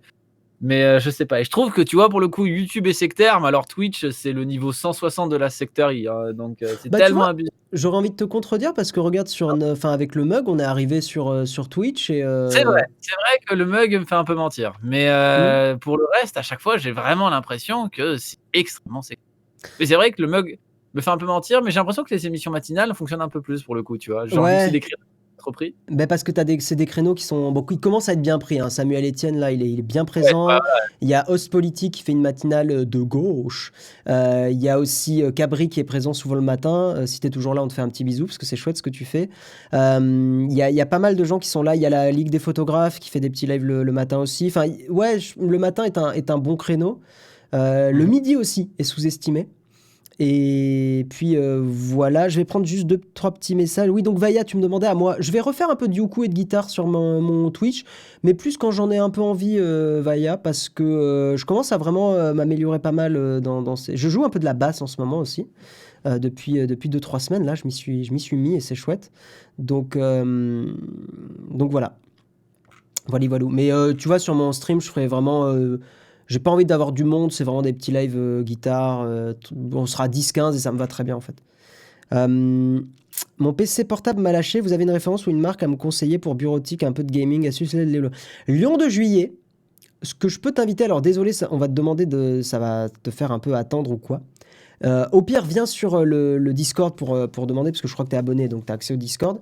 Mais si tu es un peu patient, je te donne rendez-vous mercredi prochain sur la chaîne Twitch à 12h30. Oui, j'ai un Twitch perso, Cabri. C'est Guillaume Slash. Tu peux t'abonner, je stream. Ça fait longtemps que j'ai pas stream, mais tu peux t'abonner, mettre la cloche, parce que voilà. Quand la prochaine vidéo YouTube là? Tu seras pas spammé. À quand la prochaine vidéo YouTube? Eh ben sur Nowtech. Sur Nowtech. Moi j'attends sur Guy Test High Tech application Android et iPhone, hein. Yes, le meilleur nom de chaîne. C'était vraiment terrible. Pour quel moteur de recherche pour remplacer Google? DuckDuckGo, je trouve que c'est le mieux. Ça c'était il y a plus de 2 ans maintenant ta dernière vidéo. Oh Ouais. là là. Ouais, Ah, bah écoute, voilà, bonne petite dépression post-YouTube. on a fini avec une OPSP, donc en soi, ça va. J'ai Et on s'en va avec l'argent. j'ai mis de l'argent de côté pour couper. Non, c'est même pas pour ça, c'est pour plein de raisons, mais on en avait déjà parlé, tu connais tout ça. Ouais, teaser, tout à fait. Jérôme, il le dit. Tous les mercredis sur Twitch, sur Nowtech, il y aura mercredi midi de 12h30 à 13h30 un live. Et on vous dit pas ce que c'est pour le moment, mais voilà, ça sera la pause de midi, vous pourrez être avec nous et ça sera chouette. T'as toujours l'abonnement payant à ma chaîne? Non, mais Vaïa, ton abonnement payant, file-le à quelqu'un d'autre, hein, si tu veux, Vaïa. C'est très gentil, hein, mais donne-le à quelqu'un d'autre en vrai. Vous connaissez un moyen d'activer manuellement le rétroéclairage du clavier sur le Mac? Mon capteur de lumière est mort, il l'empêche de l'allumer manuellement. T'as une appli Squall qui s'appelle... je l'ai en plus sur mon Mac, attends. Bouge pas. Et après, on va pas tarder à arrêter. Je te laisse peut-être prendre une question, Léo. Oui, non, bah, en fait, je voulais faire une vanne sur dès que t'allais dire le nom de l'appli, donc du coup, j'ai ma vanne en tête, mais j'attends. C'est Ah, je crois une question. Oui, je Ca- voulais dire que la vanne de l'application coûte que 27 balles hein, pour la luminosité, donc vous inquiétez pas. c'est Carabiner Elements, l'appli. Elle est gratuite, hein. Carabiner Elements. Bon, bah, c'est pas une vraie application. Ouais, non, c'est une fausse appli, ouais. À part ta vidéo, Léo, est-ce que tu as un écran pour production en référence? Alors, je t'avoue que là, du coup, des écrans de prod, c'est quoi? C'est au niveau des couleurs, etc. J'imagine que ça doit être assez important. Je crois que tu as les ProArt qui sont assez connus pour ça, pour avoir des bonnes couleurs, etc. pour de la prod. Après, pour le coup, c'est vraiment des trucs qui me sont pas forcément très familiers parce que c'est pas des domaines auxquels je m'intéresse tant que ça, quoi. Moi, je m'intéresse plus à l'ergonomie que l'écran peut apporter, plus que bah, du coup des trucs très spécifiques du style. C'est pour ça d'ailleurs que moi j'utilise un Odyssey G9 pour en bureautique parce que oui, les couleurs sont pas forcément les meilleures au monde pour ça, mais je trouve ça tellement pratique d'avoir un 32/9 devant les yeux, c'est génial, quoi. Moi, j'ai failli en choper un moment, je me suis dit que ça pourrait être sympa, mais j'ai peur de la place que ça prend et j'ai peur que ça soit chiant de pas avoir du 16/9, tu sais, de pas avoir un standard de taille d'écran. Oui, mais non, si, parce qu'en fait, si tu veux, c'est que. Alors, tu as une application, et attention, c'est gratuit, hein, qui s'appelle Toybox, tu vois. Et en fait, tu as plein de petites applications qui sont intéressantes, et notamment un truc qui te permet de scinder ton écran. Et genre, tu vois, moi, mon 32/9, c'est comme si j'avais 5 écrans devant Non, mais moi. j'ai vu ta vidéo, j'ai vu ta vidéo, donc ouais, je connais l'appli, mais c'est plus dans le côté, je sais pas, j'ai peur que tu sais, il y ait des jeux qui marchent pas bien à cause de ça, qu'il y ait des trucs comme ça, enfin, tu vois. Bah, tu joues en fenêtré sans bordure 16/9 au pire. Ouais, mais bon, j'ai, tu sais, des vieux jeux, des trucs comme ça. Ouais, des excuses, hein, des excuses. Ouais. C'était con. Attends, par contre, j'ai mes LED qui sont éteintes, incroyable. Ben oui, il est 9h30. Ah ouais, mais je vais pas pouvoir prendre le 32/9 parce que ça va empêcher de jouer à Peggle. Et vraiment, qu'est-ce que ça m'emmerde. Ça va m'empêcher de jouer à Marine Malice et à Pousse Oh là Pousse là, Sauve le Zoo. Bon, eh ben, vas-y. vas-y. Non, mais j'allais dire qu'on allait arrêter. J'allais céder aux sirènes de l'iPhone, mais bah, en fait, le truc, c'est que le seul intérêt que j'aurais, ce serait si je voulais faire des vidéos et photos plus quali pour les réseaux. Mais quand je veux le faire, j'utilise mon vrai appareil et ça me ferait chier d'avoir un appareil juste pour ça dans la poche, quoi, tu vois. Mais par contre, ouais, et surtout d'avoir un câble Lightning avec moi, c'est non, quoi. Je suis content d'avoir juste un câble sur moi quand je me trimballe. J'ai juste mon USB-C et puis basta. Et avec ça, je recharge mon PC, Ça, ma c'est caméra, chouette, hein. mon téléphone, c'est trop bien. Ouais, mais non, mais Apple, il faut vraiment que l'iPhone 13, là, il se bouge le cul, quoi. Je préfère limite Ah ouais. avoir pas de port que encore du Lightning, clairement. Ouais. Clairement. Bon, et ben les gens, merci à tous d'avoir été présents. 18h, live privé contributeur. Donc voilà, n'hésitez pas à rejoindre. Jérôme sera là. Et puis Léo, donc vous pouvez le retrouver. Il y a eu ses liens pendant tout le live, hein, Léo Techmaker, sur YouTube, sur Twitter, sur Insta aussi, mais tous ces liens sont sur Twitter, etc. Donc voilà, merci à toi d'avoir été avec moi, c'était chouette. Oui, j'espère que vous avez partagé l'OnlyFans aussi, hein. J'espère que vous avez tweeté en masse pour dire que Léo est incroyable. On va faire un petit raid. Léo, est-ce que tu as une chaîne qui est en live que tu voudrais qu'on raid éventuellement? Vas-y, je te laisse regarder. Tu es le raider fou aujourd'hui. Tu connais Sardoche? Mais tu sais que je déteste beaucoup moins qu'avant Sardoche. Hein. Ah bon? Ouais. Ah. Mais moi, ce que je dis toujours par rapport à Sardoche, c'est que c'est quelqu'un qui devrait avoir un agent et qui devrait arrêter de tanker tout seul la négativité. Après, en authenticité et en naturel, tu vois. En fait, je pense que c'est mieux ça que de se suicider, si tu veux. Parce qu'il y a des moments où il va pas bien, quoi. C'est un peu du pareil au même. Non, mais du coup, alors un streamer un peu plus petit, parce que je trouve que c'est toujours plus sympa de stream, de raid des petits Oui, streamers. on est d'accord.